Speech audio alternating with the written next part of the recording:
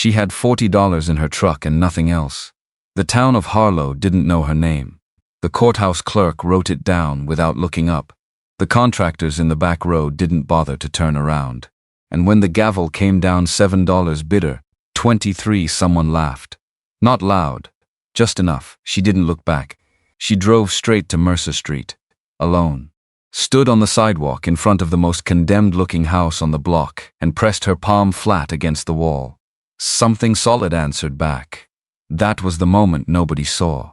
The moment before everything changed. Before the lawyers. Before the developer in his good coat who kept showing up with bigger numbers and the same answer waiting for him. Before the town had to decide what it actually believed about a woman it had already written off. She pulled out a multi-tool and got to work. She woke up at 4:52 in the morning. Not because of an alarm. She hadn't used an alarm in 14 months. She woke up because the temperature inside the cab had dropped below 40 degrees and her body knew before her mind did. Carol Briggs pulled the sleeping bag tighter around her shoulders and lay still for a moment, looking up at the roof of the Ford F-150. There was a small brown stain in the upper left corner of the headliner. Water damage old. She'd looked at that stain so many times she knew the exact shape of it. It looked like nothing. Just a stain. She sat up slowly. Her back was the thing that reminded her every single morning that she was 43 years old and sleeping in a truck. Not her knees. Not her neck. Her back, right across the middle, where the center console dug in if she rolled wrong during the night. She rolled her shoulders. Reached into the back seat for her thermos.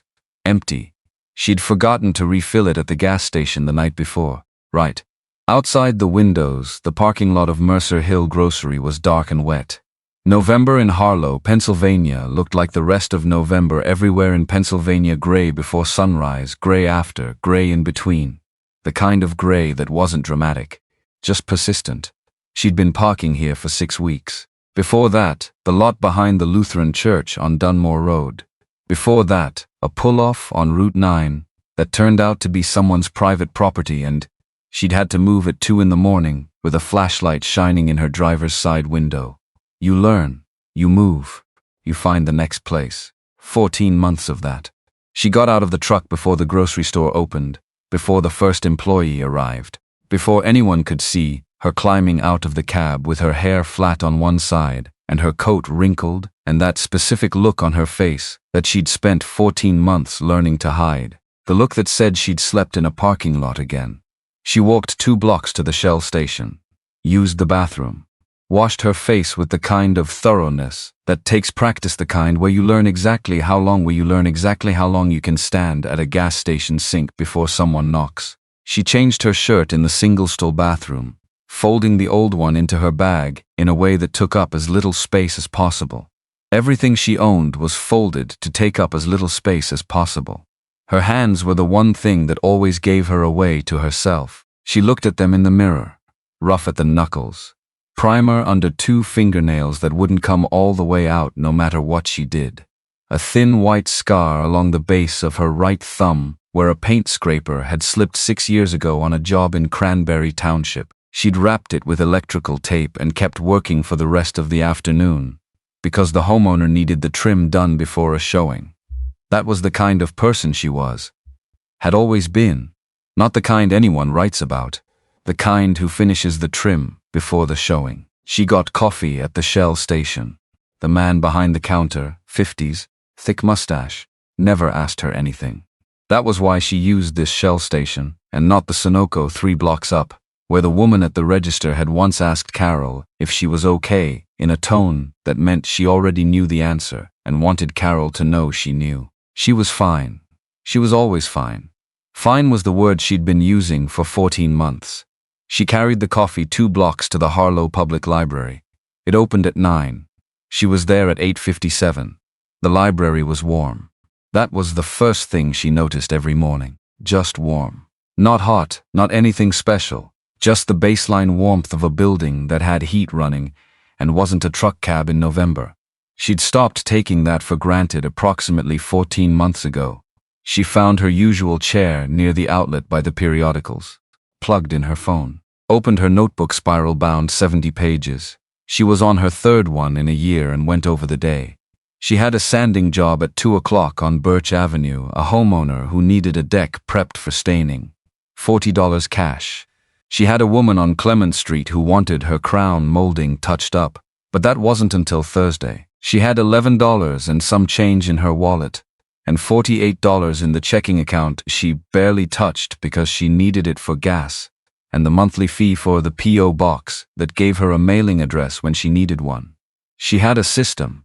Systems were what kept things from becoming something she couldn't manage. The library bulletin board was next to the periodicals shelf.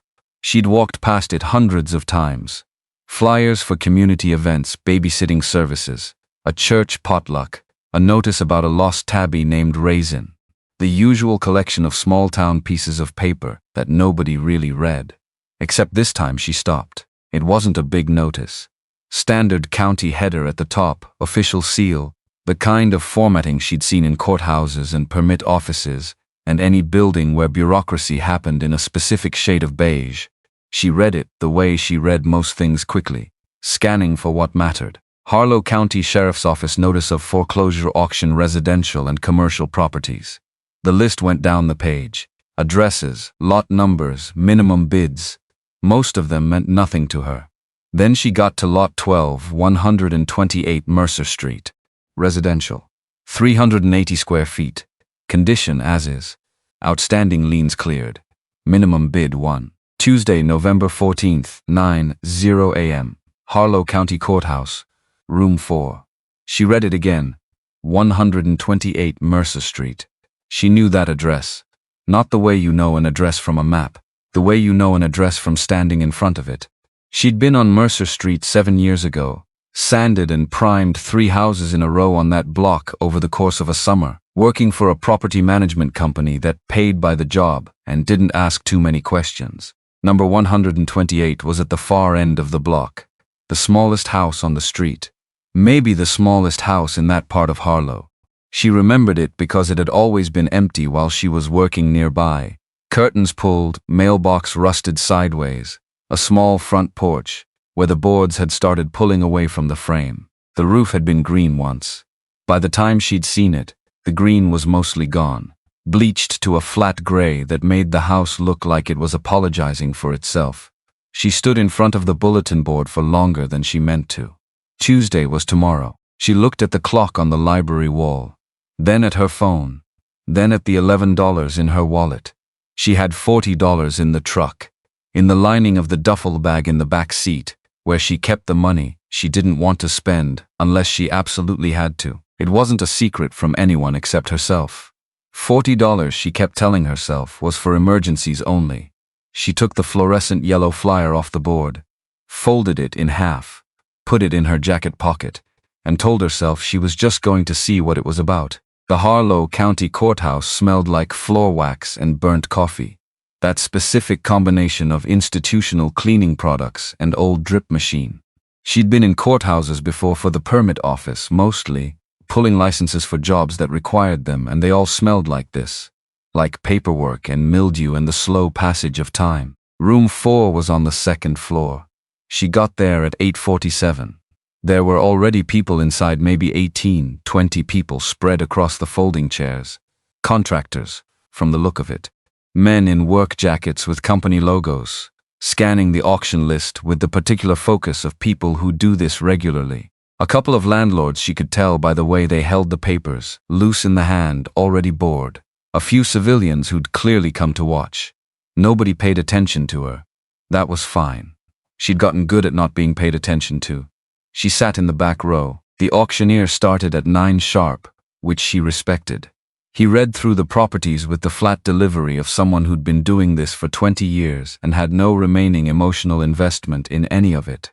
Properties came and went. Hands went up. Numbers were called. The gavel came down with a sound that was somehow both sharp and tired at the same time. Lot 12 came up 40 minutes in. Lot 12, 128 Mercer Street, Harlow.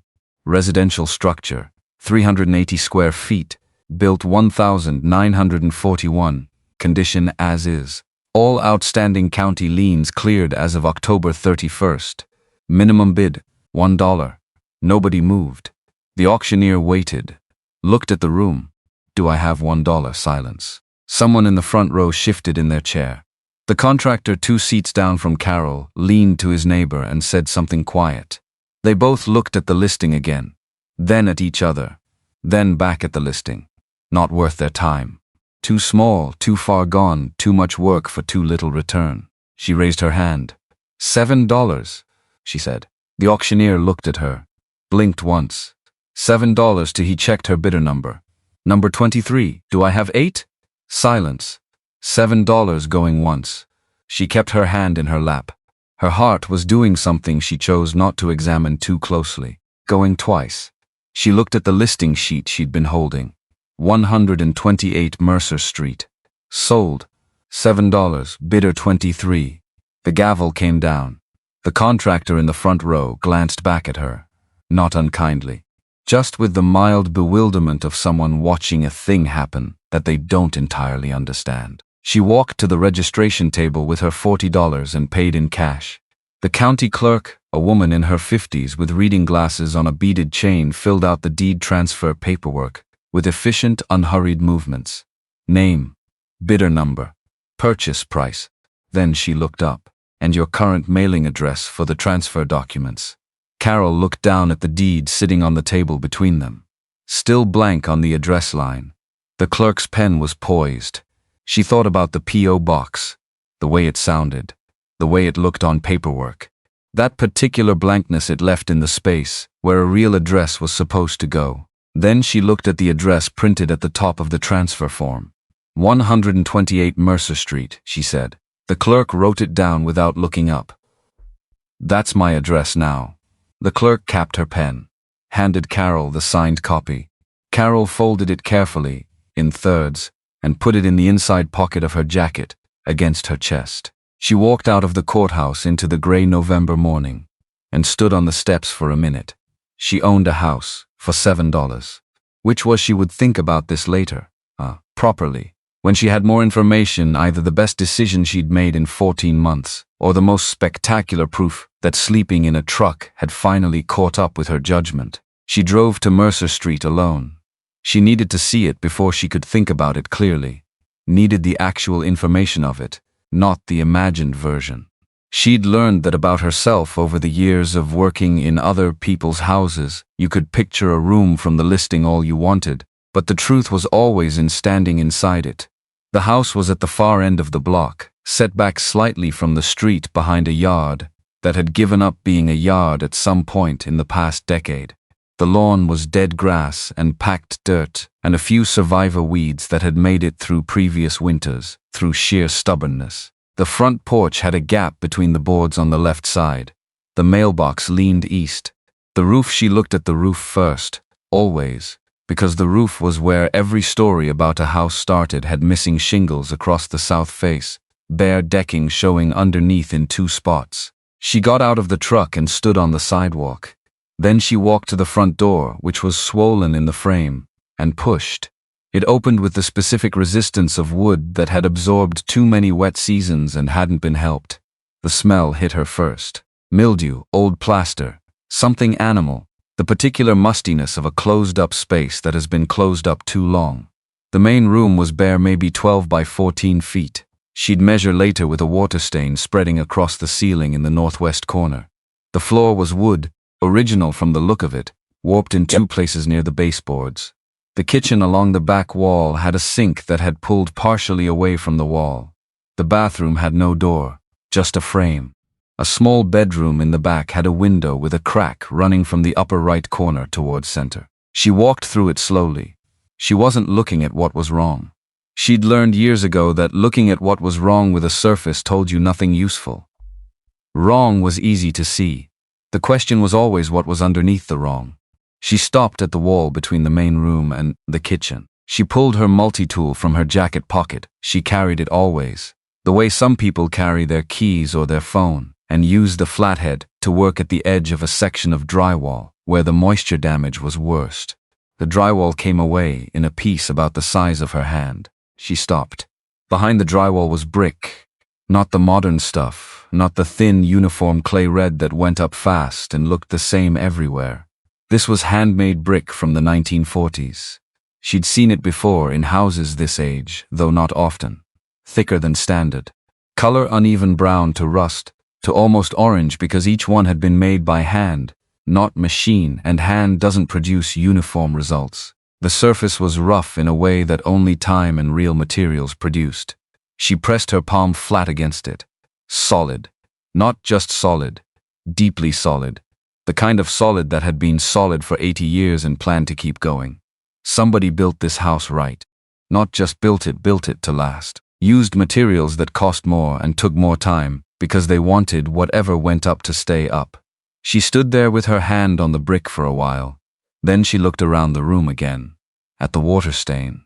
At the gap in the floorboards. At the ceiling with its brown spreading shadow. All of that was surface damage. Neglect. Time. Absence of care. The bones were good.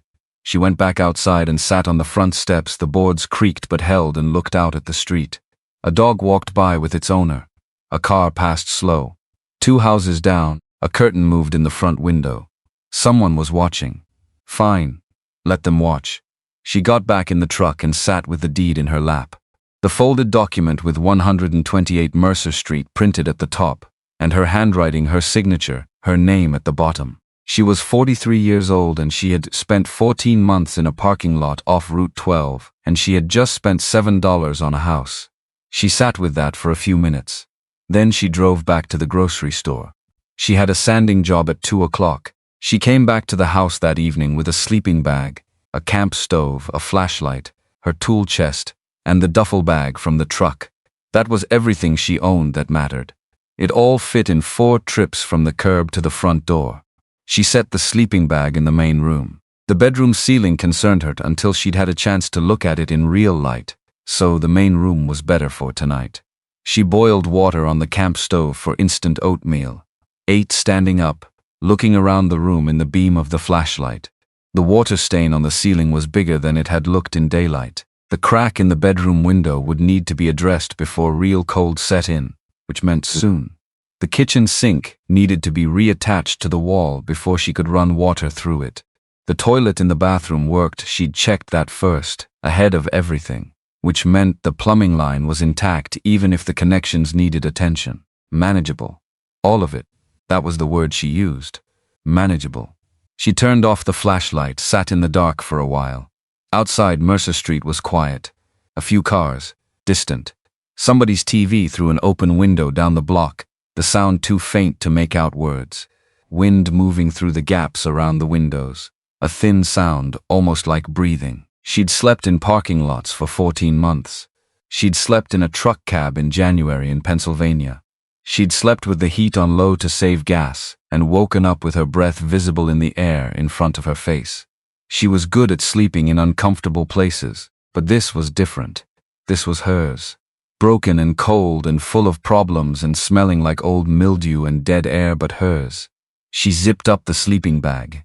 She was asleep in 11 minutes. She woke up to the sound of something being set down on the porch. Light was coming through the east window, real light, morning light, the gray thin kind that said early November sunrise. She checked her phone. 7:14. She'd slept almost 8 hours. That hadn't happened and she tried to think when and couldn't. She unzipped the sleeping bag and went to the front door. On the porch railing, a stainless steel thermos and 2 rolls wrapped in white paper. No note, no bag. Just the thermos and the rolls sitting there in the morning cold. She picked up the thermos. Still warm. She looked left, then right. The house to her right was a 2-story white colonial, with a well-maintained yard and a light on in the kitchen. She could see movement through the window, someone moving around in there. The unhurried movement of a person in their own kitchen, doing ordinary morning things. She looked at the thermos, looked at the rolls, looked at the house next door. She didn't go knock on the door. Not yet. She didn't know what she would say. She didn't know what the right thing was to do when a stranger left you coffee and bread on a porch and asked for nothing. She sat on the front steps, the creaking boards, the gap on the left side, and drank the coffee and ate one of the rolls and watched the street wake up. She went to the permit office that morning. She'd already decided this the night before. Before the coffee, before the bread, before anything else. The permit office was the first thing. She'd worked long enough in other people's houses to know what happened when people skipped the permit office, not because they were trying to do something wrong, usually, but because they figured the work was small enough, or the project would move fast enough, or nobody would notice. And sometimes nobody noticed. And sometimes somebody noticed at the exact worst moment, and everything unraveled. She wasn't going to have it unravel. She pulled 4 permits in one morning. Foundation assessment, roof repair, electrical update, plumbing. The woman at the counter, younger than Carol, efficient, a little harried, looked at the stack of applications, looked at Carol, looked at the address, typed something. 128 Mercer. You just bought that? Yesterday. The woman looked at her screen for a moment. That's been sitting for almost 3 years. I know. You know what you're getting into. Carol had her multi-tool in her pocket and mortar dust still on her left sleeve from where she'd scratched at a brick joint that morning to check the composition. Yes, she said. I've done this before. The woman processed the applications. Carol paid the fees, most of the remaining money in her checking account, and walked out with 4 permits in a manila envelope. She tacked them inside the front window of 128 Mercer Street before she started any work, right where they could be seen from the street. She started with the roof, not the interior, not the floors, not the walls, not the kitchen sink hanging off the wall like a question mark. The roof first, because the roof was what was letting the water in, and water was the thing that made everything else worse if you let it keep going. She rented a nail gun from the hardware store on State Street, Kowalski's Hardware. The sign said, old hand-painted letters that looked like they'd been there since before she was born. The man behind the counter was in his late 60s at least, heavy-set, with the kind of hands that had been working with tools so long they'd shaped themselves around the work. He looked at her rental request without any particular expression. This for the Mercer Street place? She looked at him. You know it? Small town. He wrote up the rental without any more conversation. She appreciated that. The roof work took her into the second week. She went up the ladder slowly, favoring her left knee, which had been giving her intermittent trouble since a bad fall on an icy deck 2 winters ago. Once she was up there, she was fine. She'd been on roofs since she was 22 years old, working with her uncle's painting crew out of Altoona, and she'd been on worse than this, steeper pitches, more damage, heights that required more faith in the scaffolding than she'd had. She stripped the south face first, pulling up deteriorated shingles and revealing the decking underneath. Better than she'd expected, actually. 2 sheets of plywood needed replacing. The rest was sound. She patched the decking, laid new synthetic underlayment, and started on the shingles. Architectural grade, 30-year. Not the cheapest, because the cheapest was how you ended up back on the roof in 8 years. On the 3rd day of roof work, a Harlow code enforcement vehicle pulled up in front of the house. She'd been expecting this. She didn't come down off the roof. The officer, young, maybe 25, in a polo shirt that wasn't warm enough for November, got out and looked up at her. Ma'am, I need to speak with whoever is in charge of the renovation at this address. That's me. He looked at his clipboard, then back up at her. We received a complaint about unpermitted work. She reached into the back pocket of her work pants. She'd been up on the roof with the permits folded in her pocket since day, which was not comfortable but was, she had decided, necessary, and held them out over the edge of the gutter. He had to take a step forward to reach them. She waited while he looked through the 4 permits, flipping pages, checking dates and signatures and the county seal on each one. These are all in order, he said. I know. They were filed before you started work. Before I drove the first nail. He looked at the permits, looked at the roof, looked at her. Something in his expression shifted, not unfriendly, just recalibrated. You've done this before. A few times. He handed the permits back. Everything looks fine. Sorry to interrupt. Don't be. You were doing your job. He got back in the truck.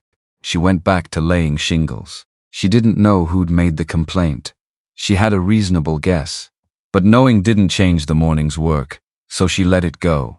That afternoon she came down off the roof to find the woman from across the street standing at the edge of the yard. 65, maybe 68. Silver hair cut short and practical. A barn jacket over a heavy sweater. She stood with her arms crossed, but not in the way that meant closed off. More the way people stood when they weren't sure if they were intruding.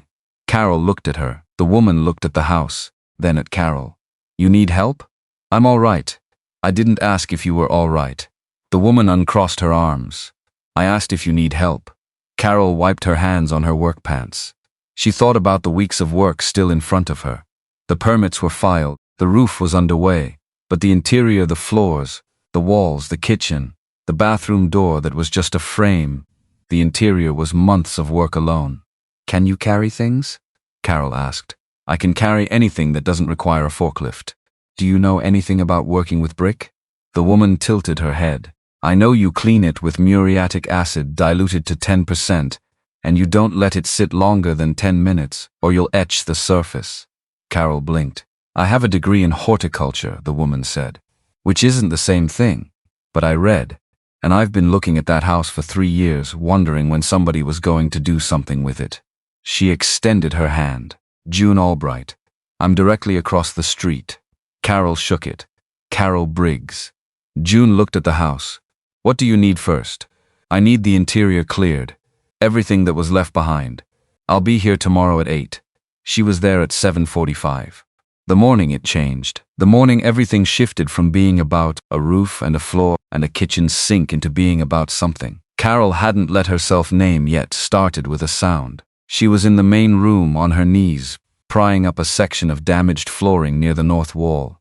The boards came up in pieces, some of them gone soft with moisture damage, others intact underneath. She'd been working for about 2 hours when she heard footsteps on the porch. She wasn't alarmed. June had a key. Carol had given her one the week before. But June's footsteps were lighter, quicker. These were deliberate. A knock. She opened the door. The man from the hardware store was standing on the porch, not in his store apron, now work jacket, canvas, worn. He was holding a rolled-up document under his arm. Not a blueprint, exactly. Larger, technical drawings, she could tell from the edge of the paper, the kind of measured line work that took a specific kind of education. "Ray Kowalski," he said. "I own the hardware store on State Street. I also live." He pointed to the white Colonial, right there. She looked at the house, then back at him. "You left the coffee." "I left the coffee." He didn't apologize for it or explain it further. He held out the rolled document. "I drew those plans in 1987. I was the structural engineer on the renovation this house went through that year. I know every beam inside these walls." She took the roll from him, unrolled it on the floor of the main room, the cleared space where she'd been working, and looked. Structural drawings, hand-drafted, which meant this was before the software, before everything went digital. Pencil on drafting paper, measurements noted in small, even handwriting. Load paths marked with arrows. Foundation detail in the lower right. The kind of document that represented months of work and a very specific kind of knowledge. In the corner, in the signature block, Raymond A. Kowalski, P.E. License number. Date, November 14, 1987. She looked at the date, then at her phone, where the date in the upper right corner read November 14th. Exactly 36 years later. She wasn't the kind of person who read things into coincidences. She'd learned to be skeptical of the universe offering tidy symmetries. But she looked at that date for a moment longer than was strictly necessary. Ray was looking at the exposed section of flooring she'd been working on. He crouched carefully, the way a man in his 70s crouches when he knows his knees are paying attention, and ran his hand along one of the floor joists. "White oak," he said. "Original." They used it throughout. Someone brought in cheap plywood on top of it at some point in the 90s, but the oak underneath is still sound. "I know," she said. "I've been pulling up the top layer." He looked at her. Something in his expression recalibrated, the same way the code enforcement officers had, only slower, more considered. "You know what you're looking at." It wasn't a question. "I've been working in houses for 20 years, she said. "Painting and surface restoration, mostly, but you learn the bones." He was quiet for a moment, looking at the structural drawings spread on the floor, looking at the exposed floor joists, looking at the brick she'd uncovered in the wall. "That wall," he said, nodding toward the brick. "You exposed that yourself?" "First day." "Good." He stood up slowly. That's the original construction. 1941. Whoever built this place used reclaimed brick from a demolished warehouse on the east side of town. Each brick was hand-selected. No two are the same thickness. But the wall is plumb, square, and 12 inches deep. It's load-bearing and it is not going anywhere. Carol looked at the wall, at the rough, uneven surface she'd been uncovering slowly over 2 weeks. I was going to leave it exposed, she said. Use it as the feature of the room. Ray looked at the wall, then at her. That's exactly what you should do. They stood there for a moment in the gutted room, with the structural drawing on the floor between them and the brick wall catching the morning light. I have time, he said. My wife passed 3 years ago. The store runs itself most mornings, and I have been watching this house from my kitchen window for 3 years thinking someone should do something with it. Carol thought about the roof permits, about the months of work still ahead, about the floor joists that needed to be addressed systematically, section by section, and the plumbing that needed assessment, and the electrical panel she hadn't opened yet, because she'd been saving that particular discovery for a moment when she had a full day to deal with whatever was inside. The electrical panel, she said. I haven't looked at it yet. I'll look with you, he said. She nodded once. He nodded once. That was the whole conversation. It didn't need to be longer. By the end of the first month, they had a system. Ray came in the mornings, worked until noon, went back to the hardware store. Carol worked through until dark. June came every other day and had taken over the front yard entirely, which Carol had not asked her to do and did not object to. June had started drawing something in a spiral notebook. She brought with her plans of some kind, sketches. Carol had glimpsed them but not asked. The town was watching. She knew that. In a town of 4,000 people, a 7-house drew attention, and the attention had an edge to it that she'd felt before in other contexts, the particular quality of a community that has decided someone is doing something foolish and is waiting, not unkindly, but with some satisfaction, to be proven right. She heard things secondhand, the way you always do. A woman in the grocery store asking June if that woman on Mercer was all right. A man at the hardware store telling Ray that the place should have been torn down years ago. Someone's Facebook comment that June showed her with an apologetic expression. Carol had looked at the screen just long enough to see the words taxpayer liability and then handed the phone back. She'd been called a liability before. Other words, other contexts. She went back to sanding the floor joists. What she couldn't have anticipated, what she didn't see coming. Until the morning Ray came down the stairs from the second-floor bedroom with his hand wrapped around something small and corroded, his expression doing something she hadn't seen on it before. Was the sound of him saying her name, Carol. She was in the kitchen, reconnecting the sink drain. She looked up. He was standing at the bottom of the stairs holding a tin box about the size of a hardcover book. Old tin. The kind with a lid that fit by friction, not by hinge.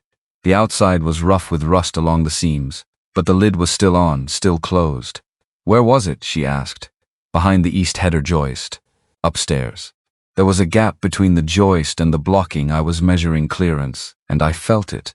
He set the box on the kitchen counter, with the care of someone setting down something fragile, which it wasn't, but something in the weight of his movements suggested he already knew it was significant. She came to stand next to him. Neither of them opened it for a moment. Go ahead, he said. The lid came off with the resistance of decades of friction. Inside, a small folded piece of paper and an envelope. The envelope was sealed. Fat. She picked it up, heavier than paper. The folded note was a half sheet, handwriting in blue pen. The ink faded but legible. She read it once, then again. For whoever fixes what I broke. I'm sorry I didn't know better. D. Harriman, 1994. Ray was very still next to her. She set the note down and opened the envelope. Bills. Old bills. Various denominations, counted out and rubber-banded into a neat stack. She counted without speaking. Fanned through it twice. Then set it on the counter next to the note. $2,400, she said. Ray didn't say anything. Whoever took out that support structure in 1994 left money for whoever would fix it 30 years later, he said. His voice was quiet. Not surprised exactly, but something. She looked at the note, at the handwriting, at the date, 1994, almost 30 years before she stood in this kitchen. Before she'd ever seen this address on a bulletin board. Before 14 months in a parking lot. Before any of it, someone she would never meet had broken something in this house and felt guilty enough to leave money in a tin box inside the wall for whoever came after. She put the lid back on the tin, set it carefully on the counter. She would need that money. Desperately.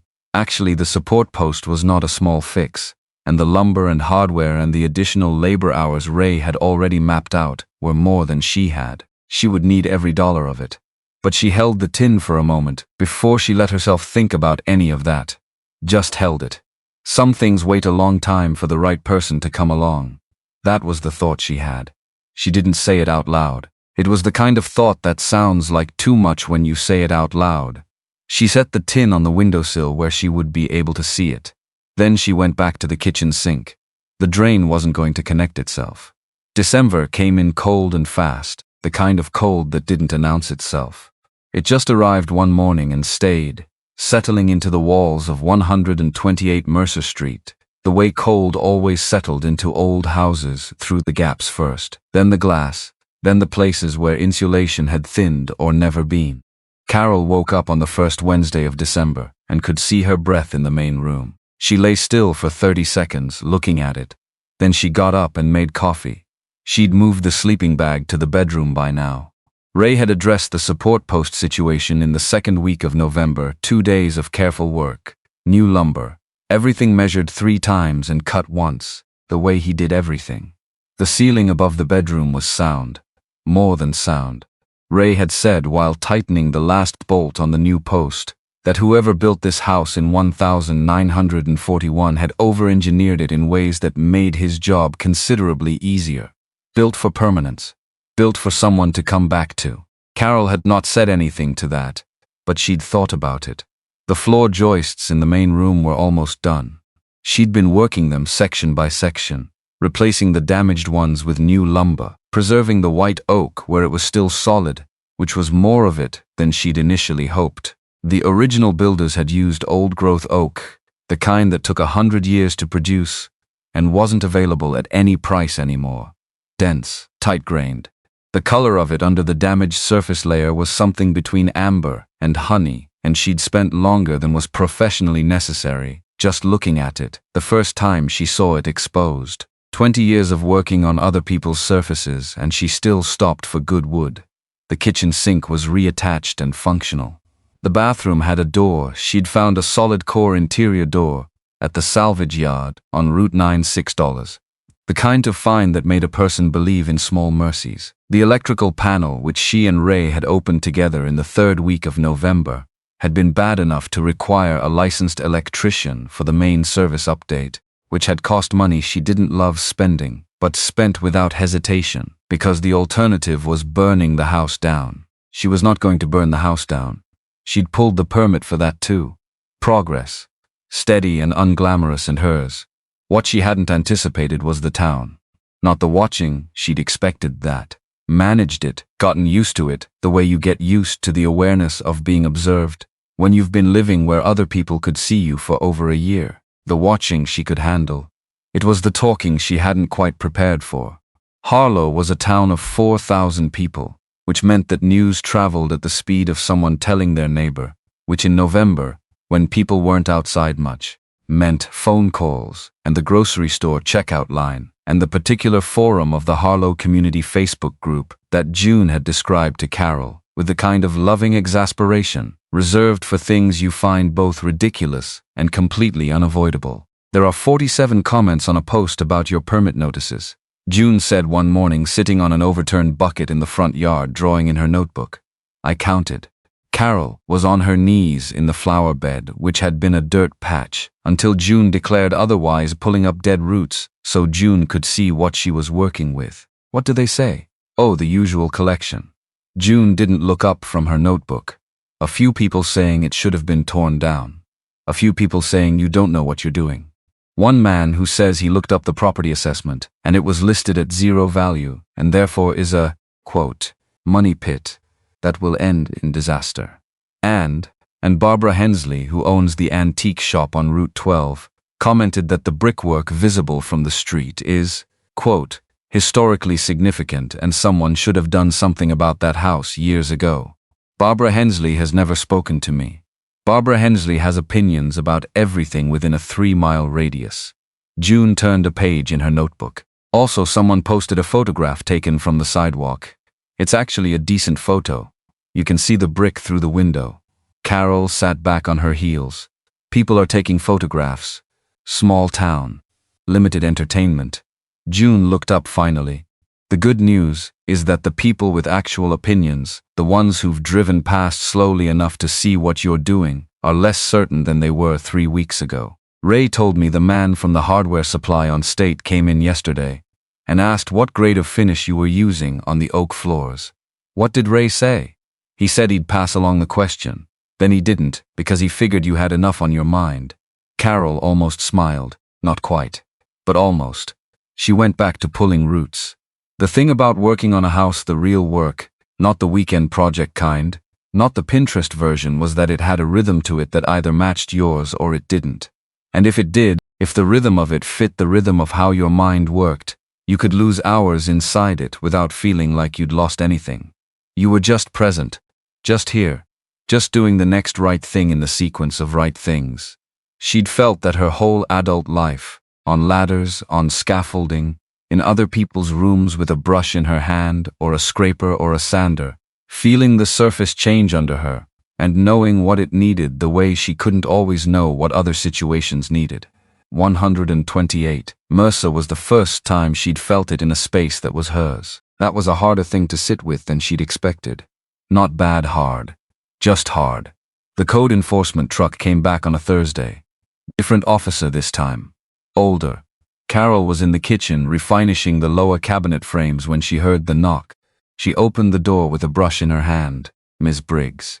He had a clipboard, and the careful expression of someone delivering a message they didn't write. We've received a second complaint about the property at 128 Mercer, specifically regarding the electrical service update. She looked at him. I have 4 permits in the front window, she said. Which one is in question? The complaint specifies the electrical panel replacement. Someone's claiming it was done without licensed oversight. She put down the brush, went to the filing box she kept on the kitchen counter, a gray plastic box, the kind sold for recipe cards which she'd repurposed, and pulled out the folder for the electrical permit. Inside the folder was the original permit, the licensed electrician's sign-off, and the county inspector's approval dated 3 weeks prior. She handed it to the officer. He looked through it, all of it, took his time. Licensed electrician out of Cranberry Township, Carol said. I didn't touch the panel myself, I know what requires a license and what doesn't. His paperwork is in the folder. The county inspector signed off before Thanksgiving. It's all there. He looked at the date on the inspection record, looked at his clipboard. This is all in order, he said. I know it is. He handed the folder back. He had the expression now of someone who had come to deliver a message and found out the message was wrong. I'm sorry to have interrupted your morning, Miss Briggs. Someone's making complaints, she said. You don't have to tell me who. I'm just letting you know I know. So next time this happens, and I think there'll be a next time, you can look at the permit file before you drive over. He nodded. Once. We'll note that, he said. He left. She watched the truck pull away from the front window. Then she went back to the cabinet frames. Second complaint, which meant this wasn't code enforcement doing their job. This was someone using code enforcement as a tool. She knew the difference because she'd seen it before. On jobs where the neighbor didn't want the renovation next door happening, or where someone had a stake in a property staying vacant. She had an idea who. She just didn't have enough information yet to be certain. And until she was certain, she was going to keep her head down and her permits current and let the work speak. The work always spoke eventually.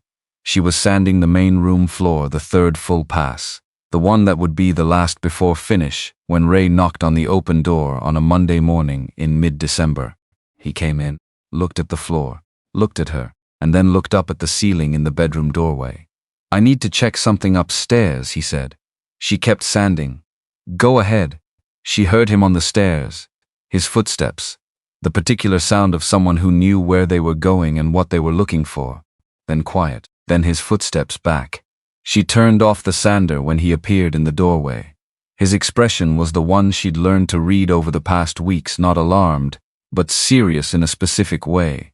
The way he looked when math wasn't adding up the way it should. You remember I mentioned the east header joist upstairs? The one where we found the tin box? Yes. I was checking clearances this morning. Just routine. He paused. The joist itself is fine. But there's a section of the subflooring above the main room ceiling, the area directly below the east bedroom window, that I want to look at more carefully. There may be a moisture issue we haven't fully addressed yet. She stood up, brushed the dust off her knees. How bad? I don't know yet. That's why I want to look at it more carefully. Show me. They went upstairs.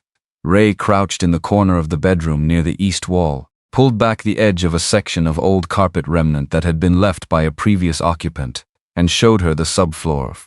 Beneath, dark, soft in one spot, not rotted through but compromised. She pressed her thumb against it. It gave slightly. Water came in through the east window frame, Ray said. The seal failed sometime in the late 90s, based on the staining. After my drawings. He said it matter-of-factly. This wasn't here in 1987. Someone replaced that window in the 90s and didn't seat the frame properly. I couldn't have known. We replaced the windows last week. I know. But the damage from before is still here. This section needs to come out and be replaced. It's not structural, the damage didn't reach the joists. But the subfloor itself is compromised, and if we put finish floor over it, you'll see it within 2 years. She looked at the area. Maybe 4 feet by 3 feet. Manageable. 2 days of work if she had the materials. The materials would cost money. She did the math quickly, the way she always did now, running total in her head. The electrician had taken a significant chunk.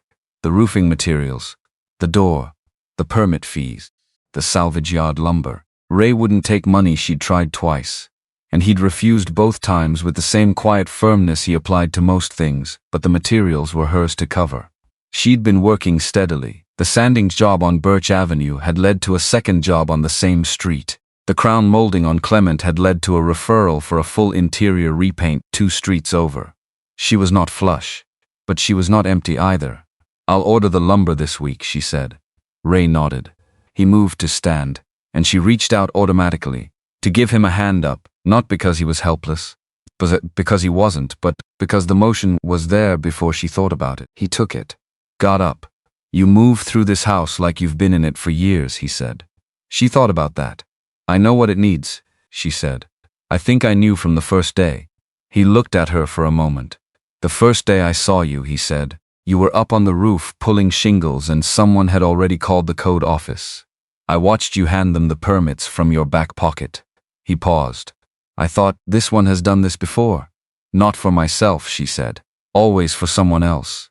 Until now. No. She went back downstairs to the sanding. The thing about December in a house without finished insulation was that you worked faster. Not sloppily. Just with more urgency, because cold was a motivator with very little patience.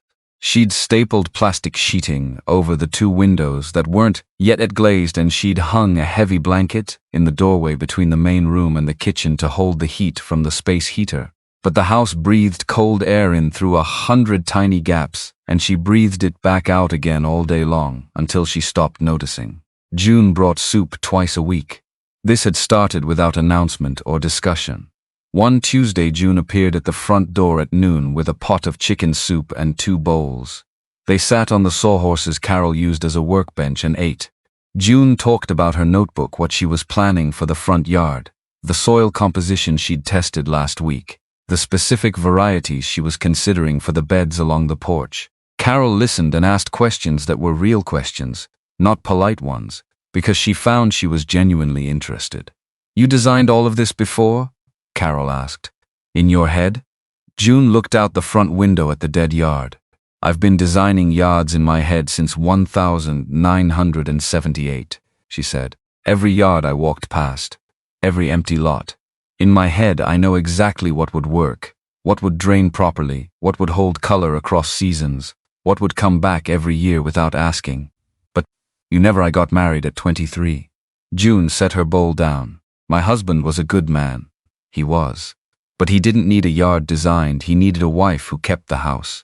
So I kept the house and I drew plans on the backs of envelopes and I folded them up and put them in a box. Carol was quiet. I have 46 years of folded plans in a box, June said, and a degree in horticulture from Penn State that my mother thought was a waste of time for a girl who was going to get married anyway. She picked up her bowl again. This is the first real yard I've ever designed. The front room was very still for a moment. How does it feel? Carol asked. June looked at the dirt yard through the window. At the stakes and string she'd laid out in a grid system last week, mapping the drainage and sun exposure and the precise slope of the lot from the foundation to the sidewalk.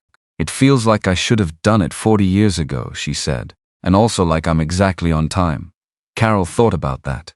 She thought about it later, after June left, while she was refinishing the lower section of the brick wall, cleaning it with the diluted acid solution, careful and methodical, revealing the true surface underneath the decades of dust and grime. The brick coming clean was not a dramatic transformation.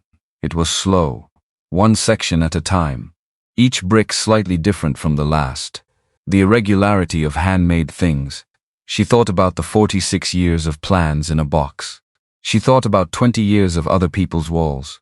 She thought exactly on time. The phone call came on a Tuesday evening. She was eating reheated soup, the tail end of what June had brought, sitting in the main room, with the space heater going and the plastic sheeting over the window shifting slightly in the draft. She'd been reviewing the permit timeline, making sure everything was current for the next phase of work. The floor was almost ready for finish. The walls in the main room were primed. The kitchen was functional. The bathroom door was hung. She was making a list of what remained when her phone rang. Number she didn't recognize. Pittsburgh area code. She answered because she always answered unknown numbers. In her line of work, every new number was a potential job. Carol. One word. That was all it took, 14 months. And one word in that particular voice and her whole nervous system did something complicated and unwelcome. Garrett, she said. No. It's Mom, it's me. She was already standing. She hadn't decided to stand, her body had done it independently. Garrett, how did you get this number? I've always had your number, Mom, you didn't change it. She had not changed it, she'd thought about it, several times. Because, I heard what you did, he said. I heard about the house, how June Albright. She found me on Facebook. She said she thought I should know. A pause. Why didn't you tell me? There were several answers to that. None of them fit in a phone conversation. I'm handling it, she said. Your mom. You've been living in a truck for over a year, and you didn't tell me. You were in Pittsburgh. I'm in Pittsburgh now, I could drive. You don't need to drive, Mom. She was standing in the main room of the house she'd bought for $7, surrounded by her own tools and her own permits and the work of her own hands, and she was having a conversation she'd spent 14 months successfully avoiding by the simple method of not telling anyone where she was. I'm fine, she said. You're always fine. That's the thing you say. She looked at the brick wall, the section she'd been cleaning, the way the true color of it came through when you removed what was covering it. Garrett, I'll call you this weekend. I'm coming down Saturday. I said I'll call you, and I'm coming Saturday, not angry. Just certain. You can call me from the house. He hung up before she could say anything else. She stood there with the phone in her hand for a long time. Then she set it on the sawhorse workbench, sat back down, picked up her soup. It was cold now. She ate it anyway. Garrett arrived on Saturday at 11 in the morning. He drove a Subaru she'd never seen before he'd gotten it. After she left, after everything fell apart, in the period she'd been mostly unreachable. He parked in front of the house and sat in the car for a moment before getting out. She was on the porch when he pulled up. She'd known he was coming. She'd cleared the porch of drop cloths and sawhorses that morning. Not because she was staging anything. Just because it seemed like the right thing. He got out of the car. 24 years old. He had his father's height and her hands the width of them, the way they hung, the particular set of the knuckles. She hadn't seen him in 8 months. The last time had been a parking lot off Route 376 where she'd met him for lunch and not told him she'd slept in the same parking lot the night before. He looked at her. She looked at him. He looked at the house. He took his time with it. The new roof, which was solid and correct, and didn't look like anything except a roof that would stay where it was supposed to stay. The front porch with its repaired boards, and the gap on the left side filled in now, flush and even. The windows, new glass, properly sealed. The front door, which she'd primed but not yet painted, which was next on the list. He looked at all of it without saying anything. Then he walked up the porch steps, which did not creak, because she'd replaced the treads in week 2. Can I see inside? That's why you drove 4 hours. He almost smiled. Almost. Inside she gave him nothing. No narration, no explanation, no defensive preemptive justification of any decision she'd made. She just walked through the rooms and let him look. He was quiet for a long time. He stopped at the brick wall, ran his hand along the surface the way she'd seen Ray do it. The way June did it now sometimes, when she came in from the yard and walked through to check on things. The way people did when they encountered something that had been waiting under the surface and was now visible. You did this, he said. Me and Ray Kowalski. He's the engineer next door. I mean, you found this under the wall. First day. He turned and looked at her. Mom, he said, you've been living in a truck for 14 months, and you didn't tell me. I know. I would have helped, I know. So why?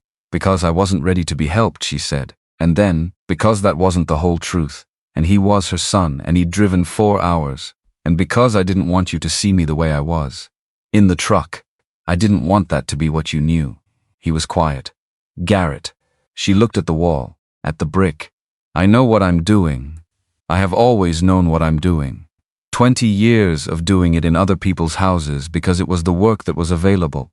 And then nothing was available and I lost everything and I ended up in a truck. She paused, but the knowing didn't go anywhere. It was still there. I just needed somewhere to put it. He didn't say anything for a moment. Then, show me the floor. She showed him the floor. She showed him the white oak, the grain of it, the way it caught the December light coming in through the new east window. She showed him the section Ray had addressed with the new post, and the way you could see, if you knew where to look, exactly where the old damage had been, and exactly how it had been repaired. She showed him the kitchen, functional now, with the sink properly anchored, and the cabinet frames refinished, and the new light fixture she'd sourced from the salvage yard for $11. She showed him the tin box still on the windowsill. She handed him the note. He read it. D. Harriman, he said. 1,994. Whoever broke the structure left money to fix it. He held the note, held it carefully, like Ray had held the tin. And you used it. For the lumber. For the post. The materials Ray specified. She paused. I kept the note. He set it back on the windowsill. Looked at the box. Garrett, she said. I needed you not to see me in that truck. I know that's not the right choice to explain to you in any way that makes logical sense, but that's the truth. He turned and looked at her. I'm not angry, he said. I know. He stopped. Started again. I didn't know you could do this. You've seen me work. I've seen you paint. I've seen you sand. I haven't seen, he gestured at the room, at all of it. This is the same thing, she said. Just finally somewhere that's mine. He stood in the middle of the room for a moment. Then he walked to the brick wall and put both hands on it, flat the way she'd done on the first day, feeling the depth of it, the solidity. Okay, he said. What do you need? Nothing right now, Mom. I'm serious. I have Ray. I have June. I have a permit file and a materials list and a plan. She looked at him. What I need from you is to know that you know I'm all right. He was quiet. Are you? He said. All right? She looked around the room at the primed walls, at the oak floor waiting for its finished coats, at the brick, at the tin box on the windowsill. More than I've been in a long time, she said. He stayed for 3 hours. He helped her move a section of lumber she'd been managing alone, which took half the time and none of the swearing. He ate a sandwich. June appeared at the front door at noon with no apparent awareness that this was anything other than a normal Saturday, and he asked June about the yard, which led to June opening her notebook and showing him the plans, which led to Garrett spending 20 minutes learning more about drainage grades and native perennial selection than he'd likely expected to learn that day. He left at 2:30, stood at the bottom of the porch steps before he got in the car. I'm coming back, he said. I know you are, next month. Okay, and you'll call me. I'll call you. He got in the car, drove to the end of the block, didn't look back, which was something she'd taught him when he was small. Sometimes you look back and sometimes you just go, and you learn to know which one the moment needs. She stood on the porch until the car was gone. Then she went inside, picked up the sander, went back to work. The floor finish went down in the last week of December. 3 coats. Oil-modified polyurethane, the kind that took time between coats and couldn't be rushed, and would last 40 years if you let it cure properly. She put down the first coat on a Monday, walked on it Wednesday, second coat Thursday, let it sit through the weekend, third coat the following Monday. She spent those waiting days on other things. The bedroom window trim, properly set now with no gaps for air to move through. The bathroom, which she tiled herself, a skill she'd picked up years ago on a job where the tile setter had quit and the homeowner needed the bathroom done by Friday. The kitchen cabinet doors, refinished and rehung with new hardware from the salvage yard. Ray showed up each morning. They'd developed a kind of working silence that took weeks to build and was worth more than most conversations she'd had in years. He didn't narrate what he was doing. She didn't narrate what she was doing. They just worked, in the same spaces or adjacent ones, aware of each other in the peripheral way of people who have learned how the other person moves. On the Wednesday between the second and third floor coats, he came in with 2 coffees from the diner on Main Street. She was sitting on the sawhorses in the kitchen waiting for the second coat to cure. He set a cup in front of her and sat on the step stool he'd been using as a seat for the past month. I got a call this morning, he said. She looked at him. Victor Salt, he said. The developer. He asked me to tell him what I thought the house was worth when it was finished. She picked up her coffee. What did you say? I told him I wasn't in the appraisal business. Ray wrapped both hands around his cup. He wasn't asking about the appraisal business. He was trying to find out what you'd sell for. What did you tell him? That he'd have to ask you. Good answer. He'll ask you, Ray said. Probably soon. He's been trying to buy this block for a while. Salt Properties, mixed-use development. He had an application in with the county planning board last spring. It went nowhere because the zoning didn't support it. But that doesn't mean he stopped wanting the land. Carol set her cup down. He can want it. I know. Ray looked at the kitchen, at the cabinet doors she'd rehung that morning, level and even and fitted the way cabinet doors were supposed to fit. I just thought you should know what the conversation was. Thank you. He nodded, drank his coffee. She picked hers back up. Ray, she said. Yeah. Why do you do this? She looked at him. You come every morning, you don't take money. You have a store to run, you have things to do. She paused. Why? He was quiet for a moment in the way he was quiet when the answer mattered. I drew those plans in 1987, he said, and I watched the house go through 3 more owners after that renovation. Each one did less than the last. Each one let more go. He paused. I know this house. I know what it was built to be. And I've been watching it not be that for 20 years. He looked at her directly. You're the first person who walked in here and saw what it actually was, he said. Not what it looked like. What it was. She didn't say anything. Besides, he said, my wife used to bring me coffee every morning at the hardware store. Without the coffee, I was going to lose my mind by February. She almost laughed. Not quite, but close. He stood up, took his cup, went back to work. The phone rang on the last night of December. She almost didn't answer it. She was in the main room, on a folding chair she'd bought at the thrift store for $3, looking at the finished floor in the light of the new fixture she'd installed that afternoon. The oak floor, 3 coats of finish, the grain of it visible and warm and exactly what she'd known it would be. On the day she first pulled up the damaged surface layer 6 weeks ago. She was looking at it the way you look at a thing you've worked toward for a long time, quietly, without rushing. The phone rang. Denny's number. She'd known this was coming. The same way she'd known the code enforcement truck was coming. The same way she'd known Garrett would come. There were things that happened in Seeks, and this was one of them, and she'd been waiting for it without letting herself think about waiting. She answered it. Carol. His voice. The one she'd spent 14 months not hearing, and also, if she was honest, hearing constantly in the background of every decision she'd made. Denny. I heard about the house. From who? Garrett told me. A pause. I know this isn't a good time. Why are you calling? Another pause. Longer. Because I left and I've been thinking about that. And I wanted to, I don't know. I heard what you did. And it stopped. She waited. It's so you, he said. A house for $7. That's so you, Carol? She looked at the floor. The grain of it. The warmth of the finish in the lamplight. The way the original builders had laid it slightly off-center to the room, which she'd thought was a flaw until she realized it was intentional, the way it caught the east morning light. Denny, she said. Yeah. I'm going to hang up now. A pause. Okay. Not because I'm angry. Okay. Because I'm in the middle of something. She looked at the floor, at the room, at all of it. And this conversation is from a different time than the one I'm in right now. He was quiet for a moment. Is it good? He said. Whatever you're in the middle of. She thought about the tin box on the windowsill. Ray's plans rolled up in the corner of the kitchen. June's notebook with 46 years of plans in it, finally being used. The floor, beneath her feet she had cleaned and sanded and finished with her own hands. Yes, she said. It's good. Good, he said. And he meant it. She could hear that he meant it, which was its own complicated thing she would think about another time. Good night, Denny. Good night, Carol. She ended the call, set the phone face down on the floor, and looked at the room, her room in her house.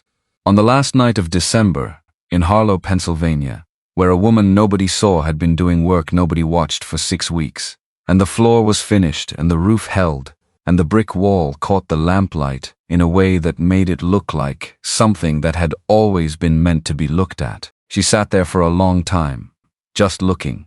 January arrived the way it always did in Harlow, without asking. One morning it was December and the next morning it was January, and the temperature had dropped another 8 degrees overnight, and the plastic sheeting Carol had left over the east-facing crawlspace vent was snapping in the wind like something trying to get loose. She was up before 5. Not because of the cold this time. The insulation in the main room walls was done now, properly done, mineral wool bats cut to fit and sealed at the edges the way Ray had shown her, and the house held heat differently than it had in November. It held it the way solid things hold things. From the inside out, she was up because she'd been thinking. Victor Salte. She'd known the name before Ray said it. In a town of 4,000 people you learned names the way you learned which roads flooded in spring, and which diner had good coffee and which, you just knew. Salte Properties had a sign on the vacant lot on Dunmore Road. A sign on the old cannery building off Route 9 that had been empty for 11 years. Signs that said coming soon and had been saying it long enough that the paint was starting to peel. She'd been waiting for him to show up. And now, apparently, he had just sideways through Ray, which told her something about how he operated. She got up, made coffee, stood at the kitchen window and looked at the backyard in the dark. The backyard was a whole other problem she hadn't started on yet. Dead grass and one surviving rosebush that had lived through multiple winters through stubbornness alone and now grew at a 40-degree angle toward the south fence. She'd looked at it a few times. Let it be. Some things you dealt with when you got there. She drank her coffee. Then she got dressed and went to work on the bedroom trim. Salt came on a Thursday. She didn't know it was him at first. She was on the porch replacing the last of the original porch boards, 2 in the far corner that had been soft when she tested them and had gotten softer since when a silver SUV pulled up in front of the house and a man got out who was dressed too well for Mercer Street in January. Mid-50s, good coat, the kind of shoes that said he spent his days on carpet, not concrete. He stood on the sidewalk and looked at the house the way buyers looked at things, not at what was there, at what could replace it. She kept working. He came to the foot of the porch steps. Miss Briggs? That's me, Victor Salte. He extended a hand. She looked at it, set down her hammer, shook it once and picked the hammer back up. I know who you are, she said. He didn't seem surprised by that. He looked at the porch, at the new boards she'd laid, at the repaired railing, at the brick visible through the front window. You've done a lot in a short time. I started in November. I heard. He put his hands in his coat pockets, the casual posture of a man who practiced casual postures. I wanted to speak with you directly. I think that's the right way to do things. She pulled a nail, Set it. Go ahead. I've been interested in this block for a while. The lot sizes here, the zoning, the proximity to the Route 12 corridor, there's real development potential. Mixed use. Retail on the ground floor, residential above. Something that could bring some life back to this part of Harlow. She didn't say anything. Let him talk. I'd like to make you an offer for the property. $45,000, which is, I think you'd agree, a significant return on your initial investment. She drove another nail. No, she said. He waited, like he was waiting for the rest of the sentence. There wasn't a rest of the sentence. Ms. Briggs, he said. I understand the house has sentimental. It doesn't have sentimental anything, she said. It's a house I'm working on. The answer is no. He nodded slowly, the nod of a man recalibrating. I appreciate your directness. If you change your mind, I won't. He left his card on the porch railing anyway. She watched him get back in the silver SUV, watched him drive to the end of the block, pause at the stop sign a beat longer than necessary, and turn left. She looked at the card, picked it up, set it on the edge of the new porch board she'd just laid, and went back to work. He came back the following Thursday. She was inside this time, priming the bedroom walls, when she heard the knock. She opened the door with a brush in her hand and paint on her forearm. $75,000, he said. She looked at him. No, and closed the door.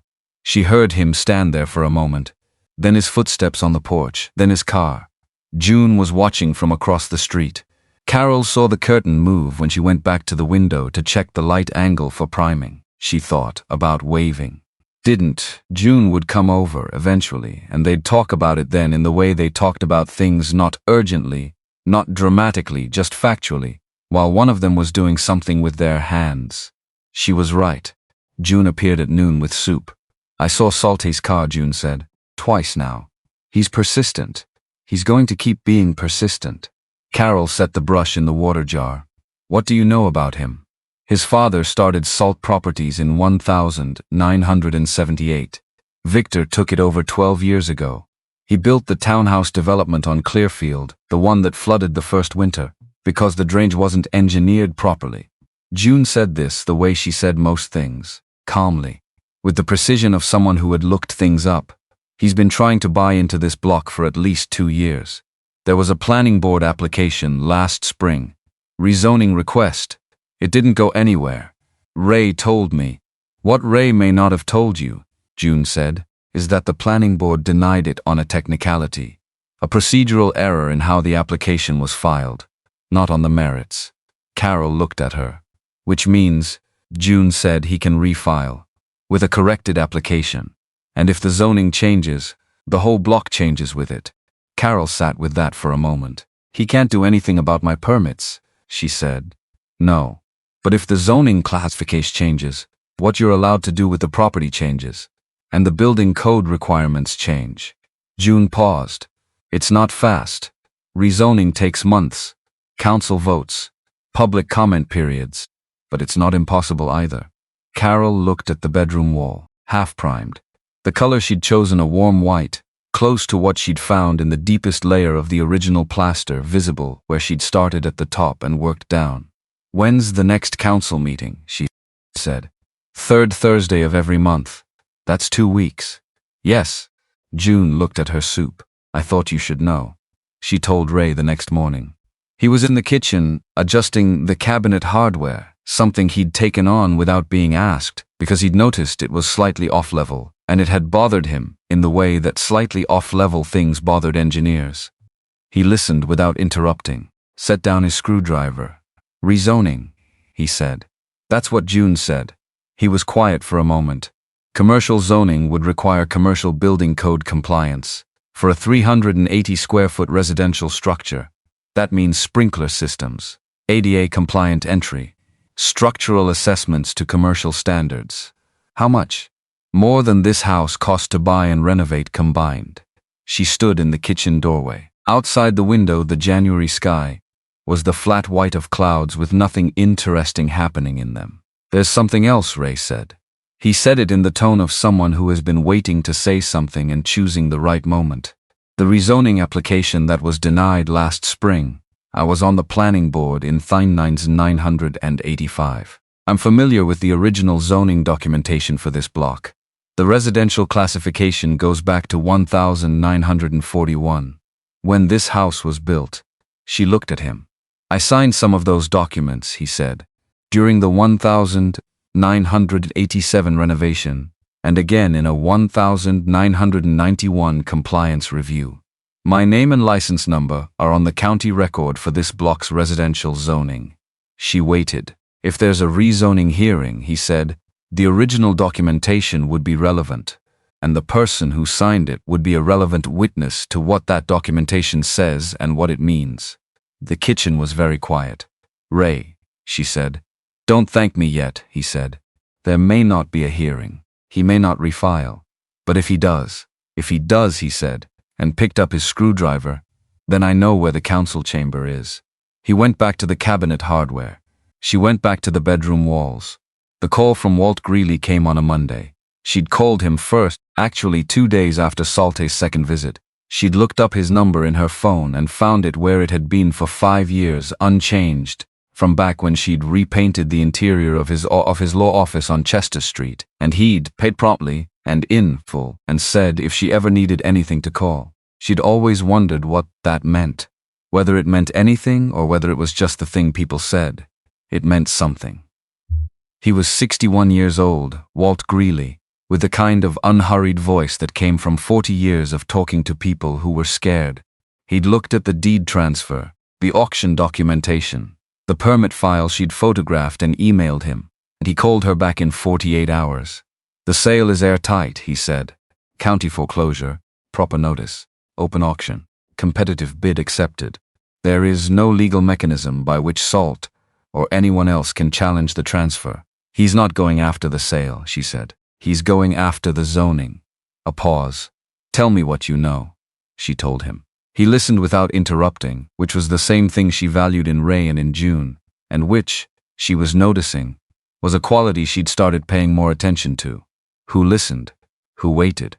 The rezoning process is public, he said. Council vote, preceded by a public comment period. If an application is filed, you'd have standing to object. I'd represent you in the comment period and at the hearing. Pro bono. Walt, you painted my office, he said. You found the moisture damage behind the baseboard in the back hallway that the building inspector had missed for 3 years. You told me about it even though it wasn't your job, and it cost you an extra 2 hours. I owe you more than a few hours of paperwork. She didn't know what to say to that. Let me know if an application is filed, he said. I'll be ready. She hung up and stood in the bedroom for a moment, looking at the primed walls. At the work, she hadn't finished yet. 20 years of doing right by other people's buildings, pointing out the moisture damage behind the baseboard, showing up on time and leaving the space cleaner than she found it, wrapping her hand in electrical tape and finishing the trim before the showing. She'd thought that was just what you did. She'd thought that was just the work. Apparently it was something people remembered. Denny showed up on a Saturday in the 3rd week of January.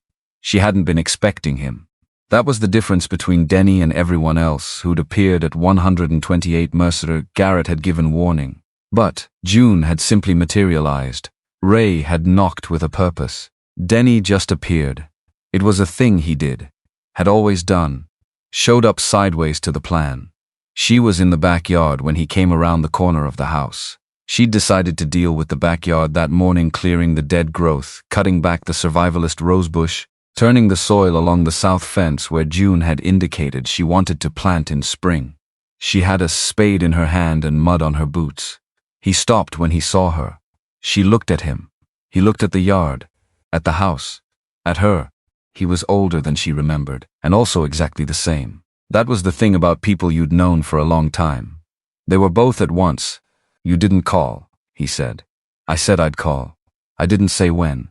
He looked at the house again, really looked. The new roof, the windows, the porch.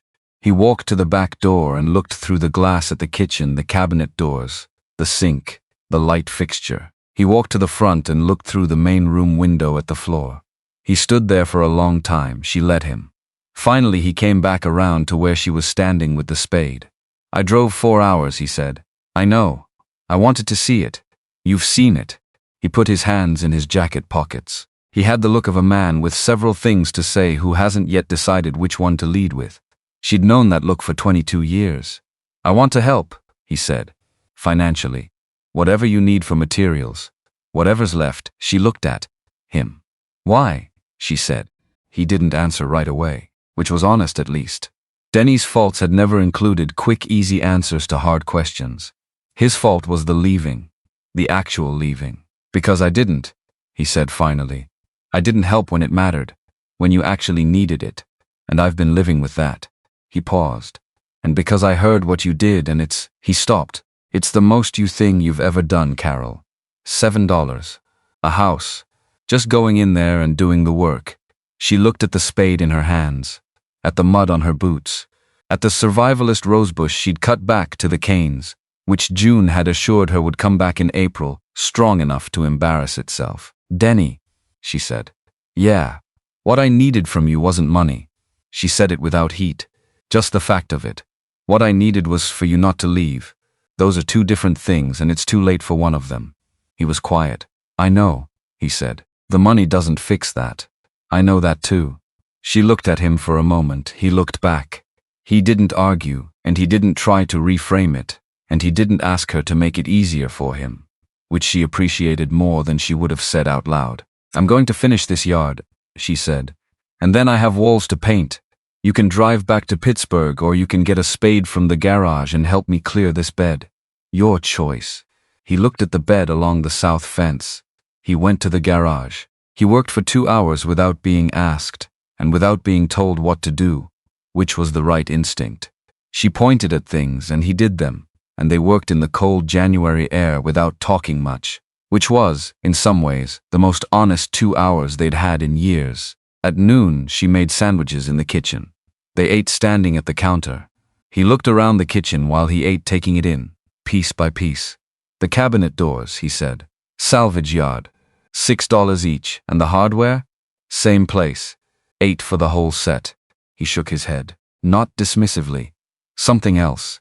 You know what this would cost if you hired someone, he said. I didn't hire someone, I know.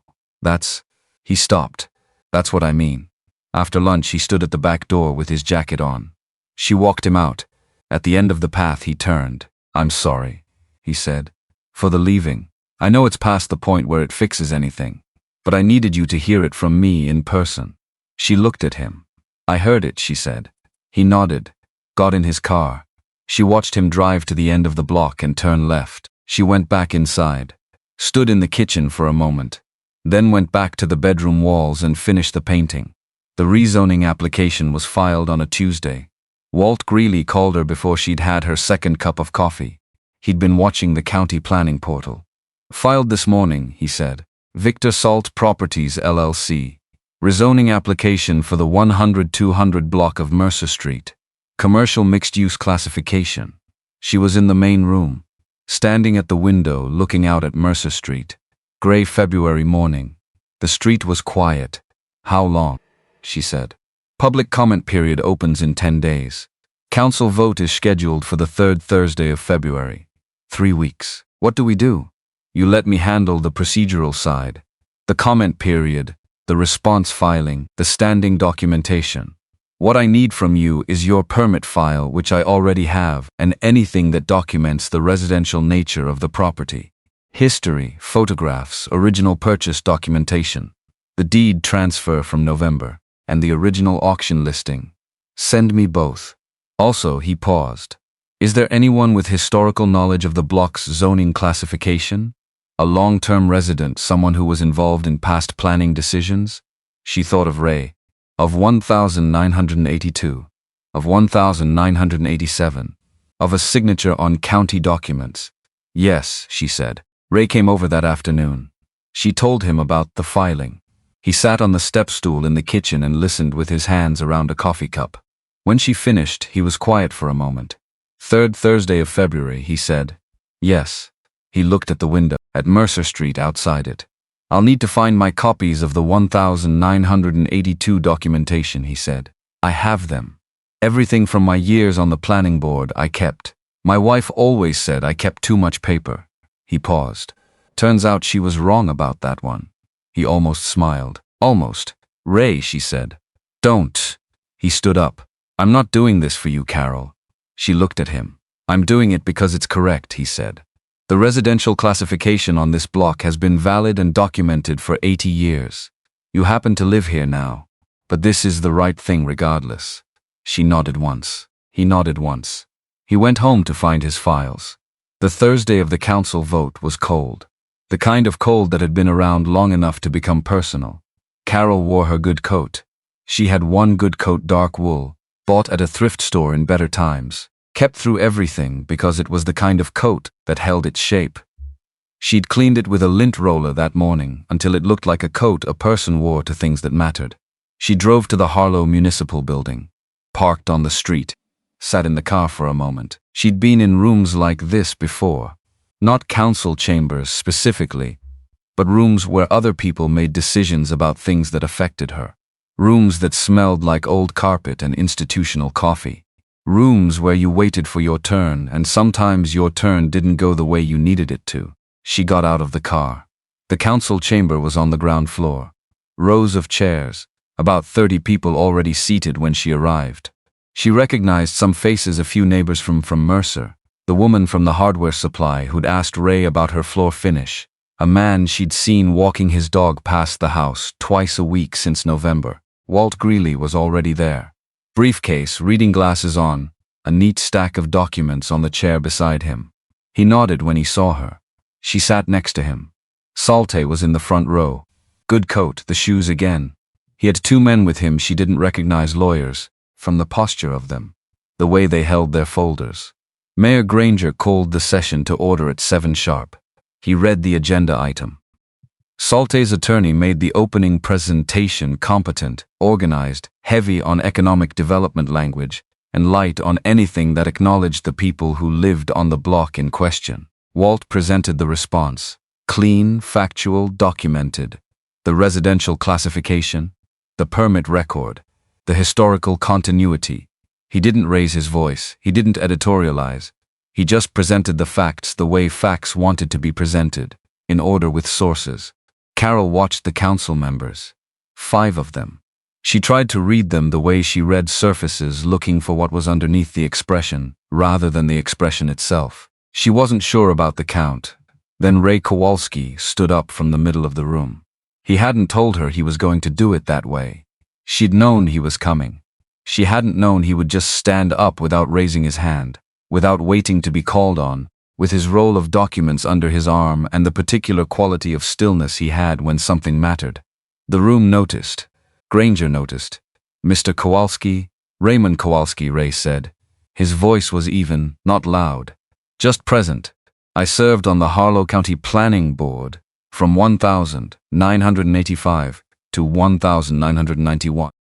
In 1982, I was the licensed structural engineer of record who signed the zoning compliance documents for the 100-200 block of Mercer Street under the residential classification that is currently under petition. My license number and signature are on those documents. He unrolled the plans on the table in front of the nearest council member, not dramatically. Just placed them there the way you place evidence. The ordinance cited in Mr. Salter's application, Ray said, references the 2008 Commercial Development Code. However, the 2008 code includes a specific grandfather provision for residential structures of continuous occupancy built prior to 1955. 128 Mercer Street was built in 1941 and has been under continuous residential zoning classification since that date. This is documented in the county record. My signed documents are part of that record. He pointed to the bottom right corner of the drawing. His signature, the date, the license number. The rezoning petition as filed does not account for the grandfather provision, he said, which means the application is procedurally deficient as submitted. One of Salte's lawyers was writing quickly. Salt himself was very still. The council members were looking at Ray, at the documents, at each other. Granger said. Mr. Kowalski, this is documented, Ray said. All of it. I have copies for the council and for the clerk. He'd brought copies. Of course he had. He handed them to the nearest council member, who passed them down the row. The vote was 4-1. Against the rezoning petition. Granger gavelled the session closed. Carol sat in her chair for a moment after people started moving. Just sat. The room was noise around her, chairs scraping, conversations starting. Salte's lawyers packing their folders with the efficient unhappiness of people whose billable hours had not produced the intended result. She looked at Ray. He was rolling up his original documents with the same care he'd brought them in with. Not looking at her. Not looking at Salte. Just rolling the plans the way he'd rolled them out carefully. Because they were 40 years old and the paper was fragile. She stood up. Walked to him. He looked up. "Don't," he said again. "I wasn't going to thank you," she said.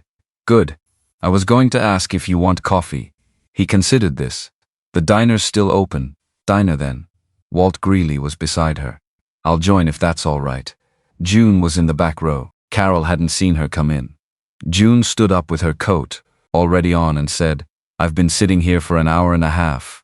I'm absolutely coming to the diner." They walked out together, the four of them, into the cold February night. The municipal building's lights cast yellow rectangles on the parking lot. Salte's silver SUV was already gone. At the diner on Main Street, they took the corner booth. Ordered coffee. June ordered pie. Walt ordered pie. Ray looked at the menu like a man being responsible and ordered pie. Carol ordered coffee and looked at the three people sitting across from her in a corner booth at 10 o'clock on a Thursday in February and thought about the word unlikely. How unlikely this was. How none of it should have happened and all of it had. They'll try again. Salte's attorney had said to no one in particular on the way out of the chamber. Not a threat exactly. Just information. She'd heard it. She thought about it now, in the diner, holding her coffee. They might. But rezoning took time. Time she intended to use well. "The front beds," she said to June. "When do you want to start?" June looked up from her pie. "I was going to say March 1st, but if you want to clear the south side sooner." Denny already cleared it. "Did he?" June said this without inflection, which was June's version of a full paragraph of commentary. "He drove 4 hours and used a spade," Carol said. "That's all." Said June, and ate her pie. Ray looked at Carol over his coffee. The Harlow Gazette was at the meeting tonight. She looked at him. "Reporter," he said, "back row. Young woman, notebook. She introduced herself to me before the session. Asked about the history of the block's zoning." Carol set down her coffee. "What did you tell her?" "I told her about 1982, he said. "And about 1987. "And about November, when someone came and bought the house on the end of the block for $7 and started working on it the same afternoon." Carol was quiet. "She asked if she could speak with you," he said. "For what purpose?" "She said she's writing a story. Not about the rezoning." He paused. "About the house. About you." The diner was warm and smelled like coffee and the particular comfort of places that had been feeding people for a long time. The kind of place that looked exactly like itself and made no apology for it. Carol thought about it. A story. About the house. About her. She'd spent 14 months being invisible. She'd gotten good at it. It had been, in some ways, the most efficient version of herself. No address, no footprint, no evidence. And now a reporter wanted to write a story. She picked up her coffee. "Tell her she can come by the house," she said. "On a Saturday. I'll be working." Ray nodded. Walt finished his pie. June said, "Can she come in February? Because by March the front beds will be started and I'd rather she photograph them once there's something to see." "February is fine," Carol said. "Good." June looked at her pie. "Because the before and after is going to be something." Outside the diner window, Mercer Street was 3 blocks away in the dark. The house was there, locked and warm and standing on its sealed foundation, under its new roof, with its oak floor finished, and its brick wall visible from the street, and its tin box on the kitchen windowsill, still standing, still hers. Beth Calloway came on a Saturday in February. Carol was painting the front door when she pulled up. Not the red yet primer coat first, the way everything went. Beth got out of her car with a canvas tote and a notebook and looked at the house the way Carol had learned to notice people looking at things. Not the polite look, the real one. She stayed 4 hours. She didn't ask about the truck. Carol had expected that to be the first question the parking lot. The 14 months, the $7 in the context of having nothing. But Beth asked about the brick first, then the floor, then the permits filed before the first nail. She wrote everything down in the notebook, and she stopped writing sometimes and just listened, which was the thing that made Carol answer honestly instead of efficiently. At the end, Beth asked one question Carol hadn't prepared for. What did you see the first time you walked in here? Carol thought about it. What it was already, she said. Underneath. Beth wrote that down. Underlined something. Closed the notebook. I'll send you the piece before it runs, she said. You don't have to. I know. Beth picked up her tote. I want to. The article ran the following Thursday. Front page of the Gazette, above the fold. Carol read it at Ray's kitchen table because he'd bought the paper before she was up. She read it once, then again. Beth had written about the work, not the $7 as a punchline, not the truck as tragedy, but the permits filed before the first nail and the brick underneath the drywall and the tin box, and D. Harriman's 30-year-old apology sitting in a wall until the right person came along. The last line, she didn't buy a house that nobody wanted. She saw what it already was. Carol set the paper down. Ray was watching her from across the table. It's accurate, she said. I know, he said. I read it at 6 this morning. By the following Tuesday, June came across the street with her phone and the expression of someone delivering information they find both absurd and satisfying. 8,000 shares. A national home restoration page had reposted it. Someone in Ohio had commented that their mother had done something similar in 9,987, and they'd never understood it until reading this. Someone else had simply written, I see you.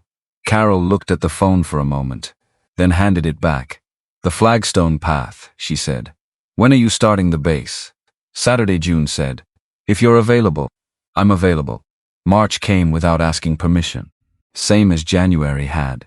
Same as every month in Harlow, it just showed up one morning and expected you to deal with it. Except March had something January didn't. Light. Real light.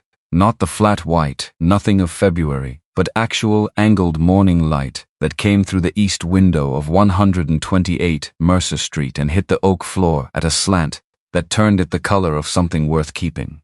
Carol noticed it the first morning it happened. She was standing at the kitchen counter with her coffee, still in her work clothes from the day before because she'd fallen asleep in the chair going over the materials list for the closet trim.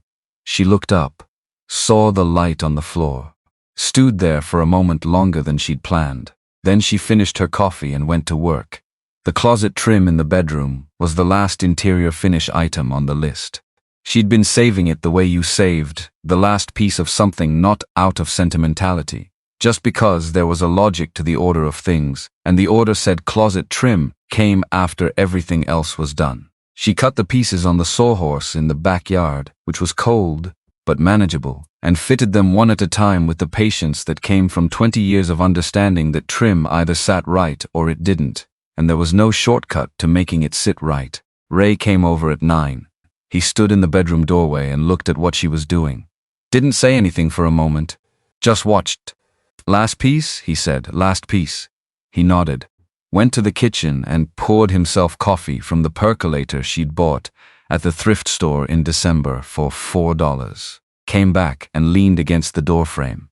They worked like that for an hour. Her fitting trim, him holding pieces when she needed a second hand, neither of them saying much. This was the thing about working with someone for 4 months, you stopped needing to narrate it.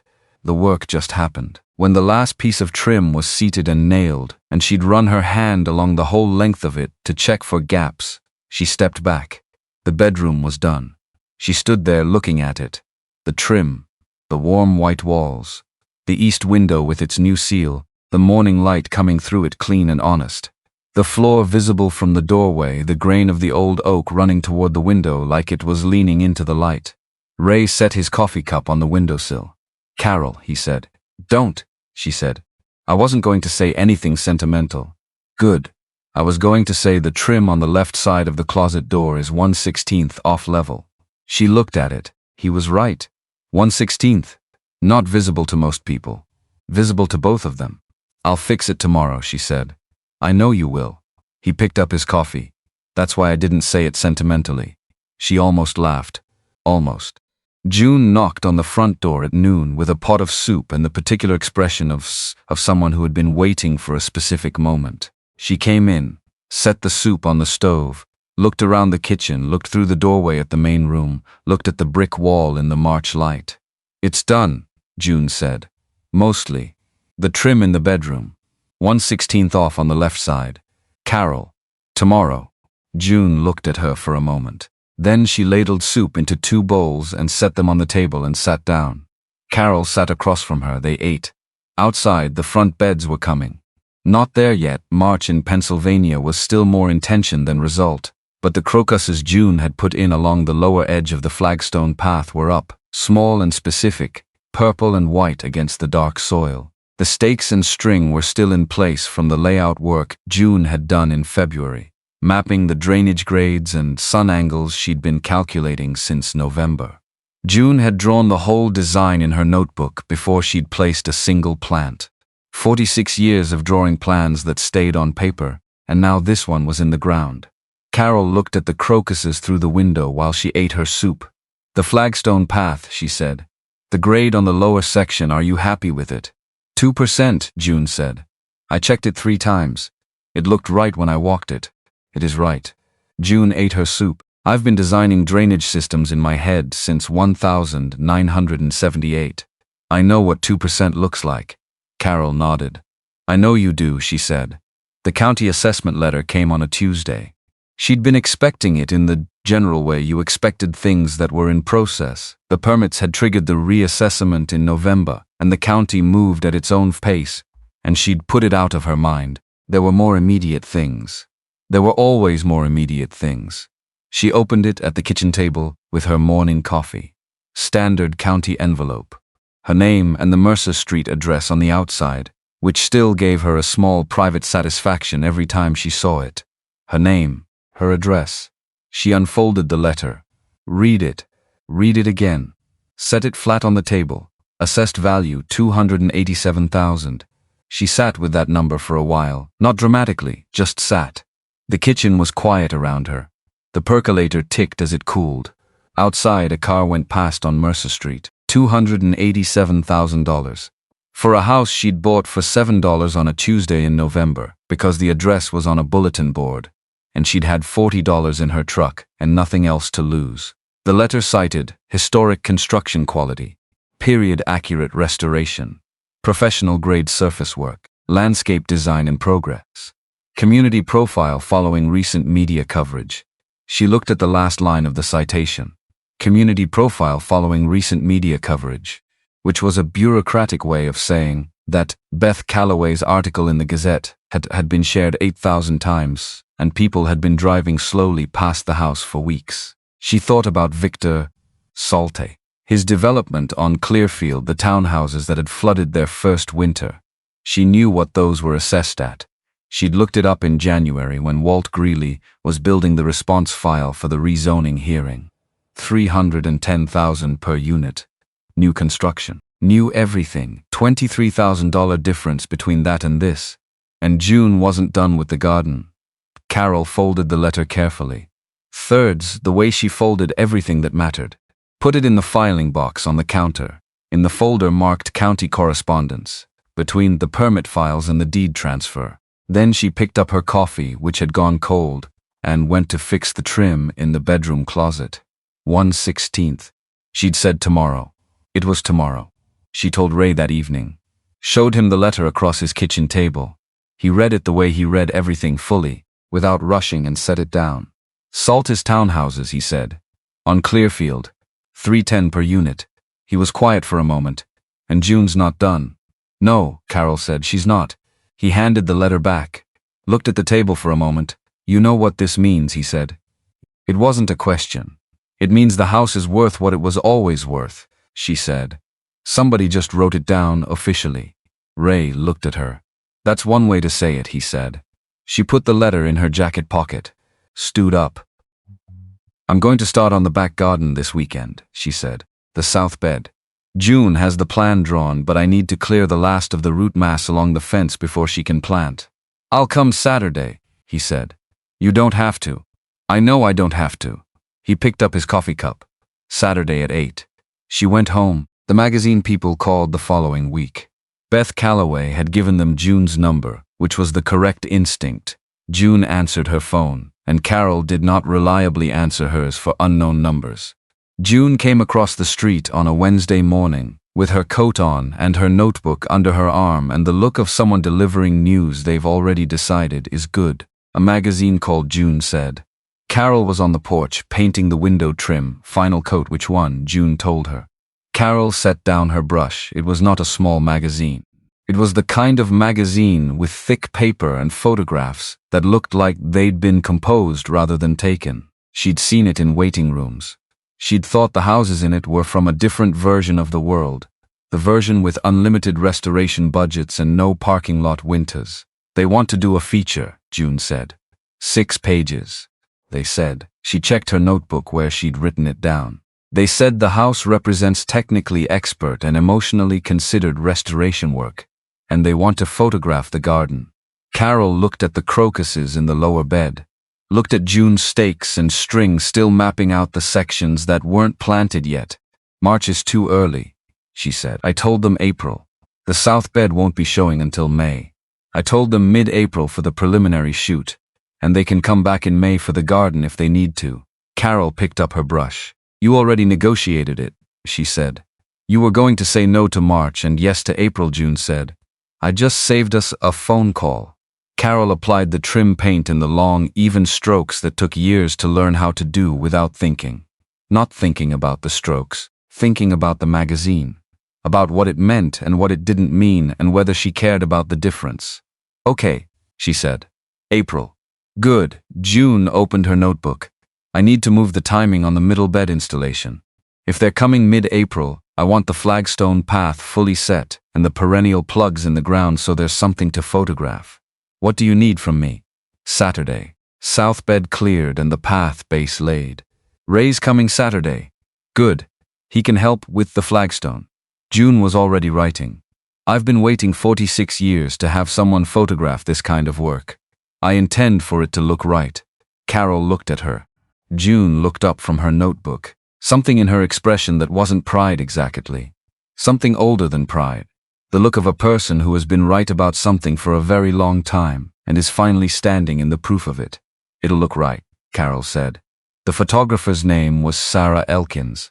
She arrived on a Tuesday in mid-April with a rolling bag of equipment and the focused quiet of someone who knew exactly what she was doing and had no interest in performing it for anyone. She walked the property first.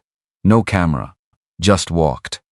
Through the front beds, along the flagstone path. June had finished the previous weekend, around the side of the house to the back where the south bed was newly cleared, and the first of the perennial plugs were in. She went inside. Through the main room, into the kitchen, into the bedroom. She looked at the brick wall the way people always looked at the brick wall. Stopped. But she didn't say anything about it. She just moved on to the bedroom, the bathroom tile, the closet with its trim that was now exactly level. She came back to the main room. The light in here at what time, she said. East window gets good light from 6 until about 9:30, Carol said.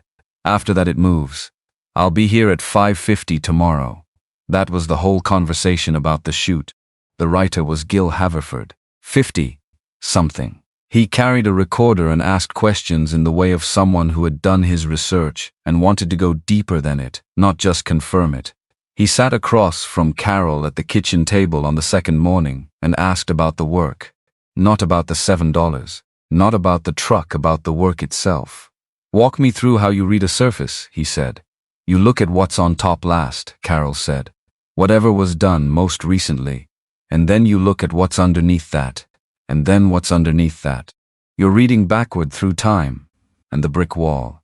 4 layers of drywall going back to the 60s, she said. Someone put the first layer up in the 60s because plaster was going out of fashion. The brick underneath it had been there since 1941. It never stopped being good, it was just covered. How did you know to look? I always look, she said. The surface is just what happened last. It's not the truth of the thing. Gil turned off the recorder, looked at her. Can I use that? Exactly like that? Yes, she said. He asked about D. Harriman at the end of the second day. Carol had expected it. The tin box was on the windowsill. Sarah had photographed it that morning in the east light, the note visible through the open lid. "You never tried to find out who he was," Gil said. "No. Why not?" She thought about how to answer that honestly. Not the easy answer. The real one. "Because the note was complete without knowing who he was," she said. "He broke something. He knew it. He left what he could to fix it. That's the whole story. His name wouldn't add anything. Gil wrote something. The money fixed the post. The money fixed the post," she said. The note was something else. What was the note? She looked at the tin box on the windowsill. "Permission," she said. "To start." Gil closed his notebook. The feature ran in the April issue. 6 pages. Sarah's photographs. The brick wall in morning light. The floor. Ray on the porch with his coffee and his canvas jacket. June on her knees in the garden with her notebook beside her. The flagstone path. And the cover, Carol, walking from the porch to the gate, paint on her hands, not looking at the camera, the red door visible behind her. The title, $7, and what she already knew. The subtitle, How Carol Briggs Bought a Dead House, Came Home to Herself, and Changed a Street She'd Never Meant to Save. She read it at Ray's kitchen table, the morning he brought the copy home from the drugstore. Read it once, then again. Read Gil's paragraph about D. Harriman's note sitting in the wall for 30 years. Read the last line, which was the thing she'd said with the recorder on, that she hadn't thought was particularly remarkable at the time. The surface is just what happened last. It's not the truth of the thing. She closed the magazine. "It's accurate," she said. Ray looked at it. "It's very good." "Same thing," she said. He almost smiled. 2 things happened on the same Thursday in late April. The first was a letter from a home restoration nonprofit in Pittsburgh. They were building a workshop series, practical surface restoration for homeowners, people who'd bought older houses and didn't know where to start. 10 sessions. They'd seen the magazine feature. They wanted to know if Carol would consider leading it. She read the letter at the kitchen table in the morning. Read it twice. Set it down. Made more coffee. She thought about June. 46 years of plans in boxes. The first one finally in the ground. She thought about Ray, who had come over every morning for 4 months because a house he'd worked on 30 years ago had finally found someone who knew how to talk to it. She thought about D. Harriman. "For whoever fixes what I broke." She wrote back that afternoon. 3 sentences. She said yes, fall was her preferred start time, and she'd need to know what tools they could provide for participants. The second thing was a knock at the door at 2 o'clock. A woman from 3 blocks over. Early 60s work coat, the look of someone who had been driving past 128 Mercer Street regularly enough to have made a decision. "Are you the one who did the restoration?" she said. "I am. I have a bathroom floor," the woman said. "It's been failing for 2 years. 3 contractors looked at it." The quotes. She shook her head. "I've been putting it off. But I heard you might know about surfaces." Carol put on her boots, walked 3 blocks, looked at the bathroom floor for 4 minutes. "The subfloor is soft under the northwest corner," she said. "The tile isn't failing. What it's laid on is failing. Fix the subfloor, relay that section, it'll hold for 20 years. Can you do it?" Carol looked at the floor, at the problem which was knowable, fixable, within the range of her particular education. "I can do it," she said. She scheduled it for the following week. Walking back to Mercer Street, she thought about that. About what it meant that someone 3 blocks over had heard there was a person on Mercer Street who knew about surfaces. Not from an ad, not from a business card, just from the thing being known the way things got known in a town of 4,000 people. She turned onto Mercer, saw the street, the Cooper's porch rail replaced. Ruth Denning's house, freshly painted white, clean and sharp in the April sun. Dale Hatch's front beds newly planted, the ones he'd asked June about in February. The flagstone path June had designed for the house on the corner, installed last weekend by the homeowner himself, who had asked Carol for advice on the base prep and then done all the rest. Nobody had organized this. It had started because one thing was different, and one different thing changed what the people around it could see. Garrett's car was in front of the house when she got back. She stopped. He hadn't told her he was coming, which was fine. It was fine. She was getting used to people arriving at 128 Mercer without full advance notice. It had become that kind of house. He was on the porch, standing, not sitting, looking at the street the way she'd just been looking at it. Melissa was beside him. Carol had met Melissa twice. Garrett's girlfriend, 23, interior architecture student, the direct gaze of someone who formed her own opinions and was careful about when she announced them. She was looking at the house the way Carol had learned to notice people looking at things, not the polite look, the real look. "You didn't call," Carol said. Melissa had a gap in her schedule, and I thought Garrett stopped. "We were in the car before I thought to call." "Come in," she said. She walked them through the rooms the way she walked everyone through, no narration, no justification. Just the rooms. The main room with the brick wall and the finished floor. The kitchen. The bedroom with its trim that was now exactly level. The bathroom with its tile. Melissa moved through it quietly. She stopped at the brick wall. Everyone stopped at the brick wall. But she stopped differently, not with the surface reaction, the immediate "oh" of it, but with the look of someone trying to understand what they were seeing and not yet sure they had all the information. "Can I ask you something?" Melissa said. "Go ahead." "The brick.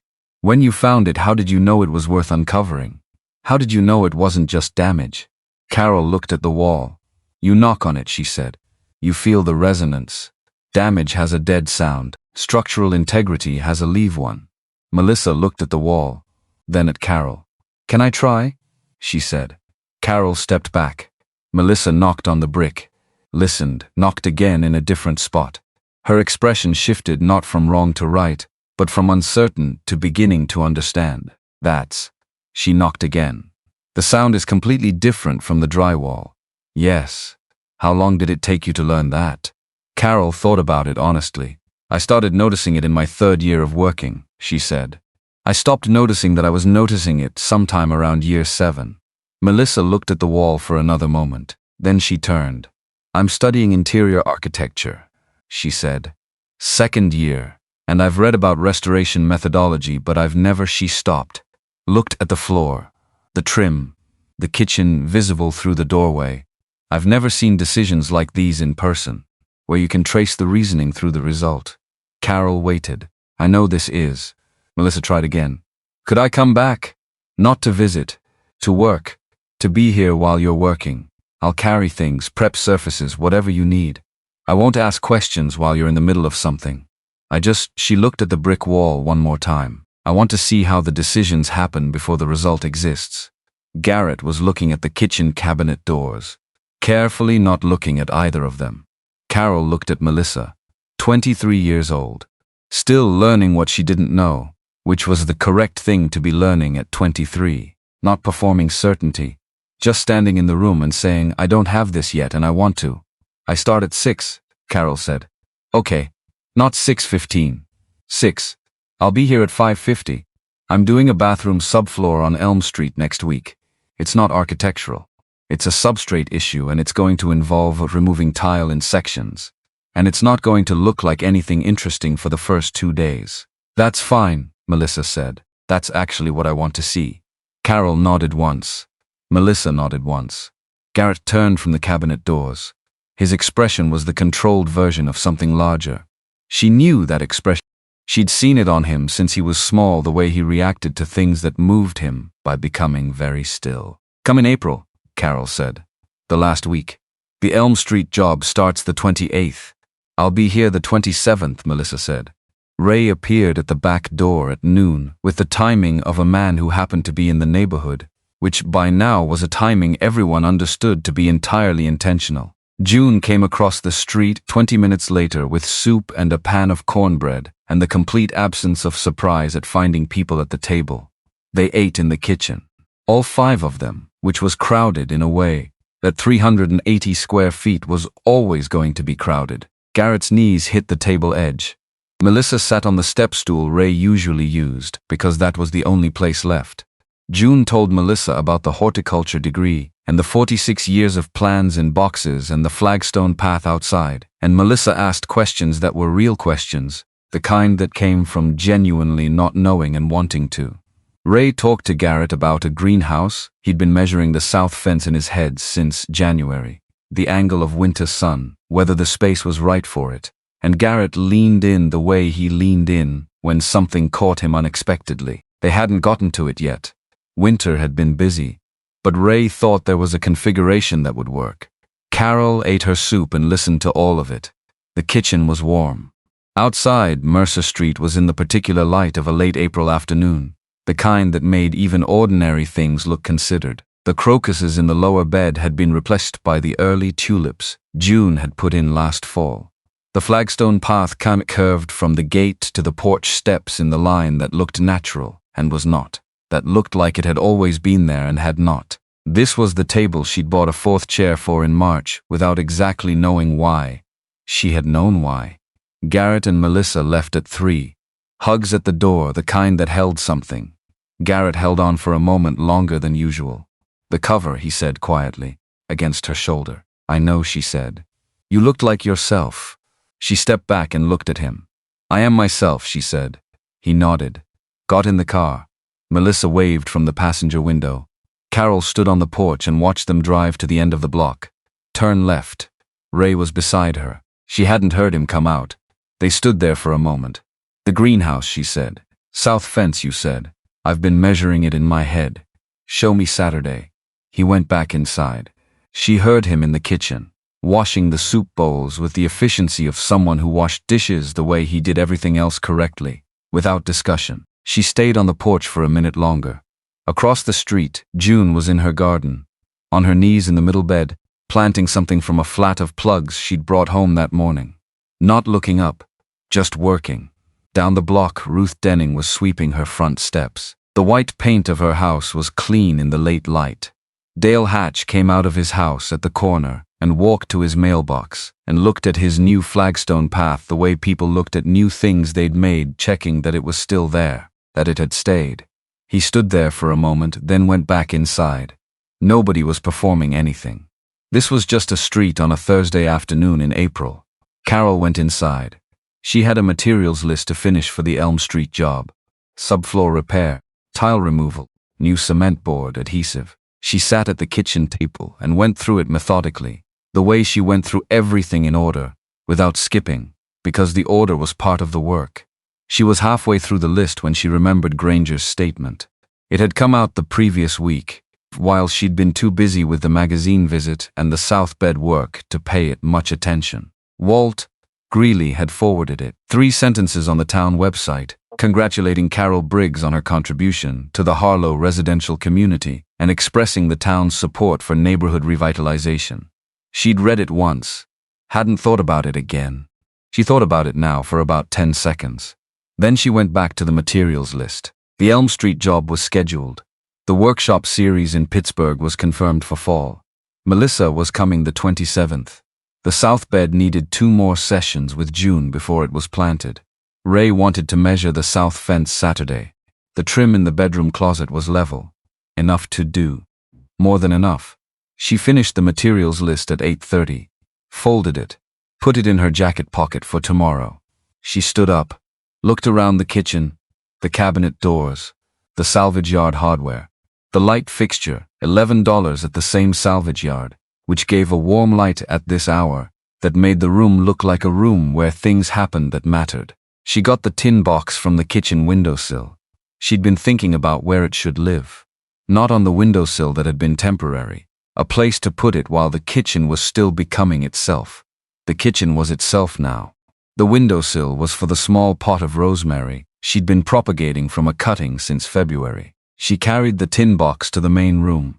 The east wall, the one across from the brick, had the built-in shelf she'd framed herself in January. Lumber from the subfloor salvage, level and square, fitted into the wall between the 2 windows.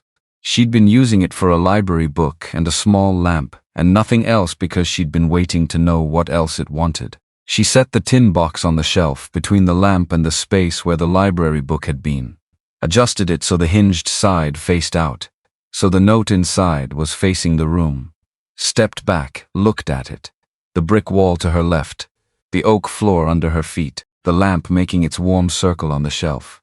The tin box in the light. She didn't think about D. Harriman. She'd thought about him enough. He'd left what he could, and it had been enough. and the rest of it was just a house that had been waiting for someone to come along and do the work. She had come along. She had done the work. She turned off the lamp. The room went dark, the way rooms went dark when the darkness was comfortable, not empty, just quiet. She stood in it for a moment. Then she walked to the front door, checked the lock, walked to the kitchen, turned off that light, walked to the bedroom. She didn't stand in the doorway looking at the room. She'd looked at it enough today. She just went in, sat on the edge of the bed, took off her boots, set them by the door the way she'd set them by the door every night for 4 months, in the same spot, because that was where they went. She lay down. The house was quiet around her.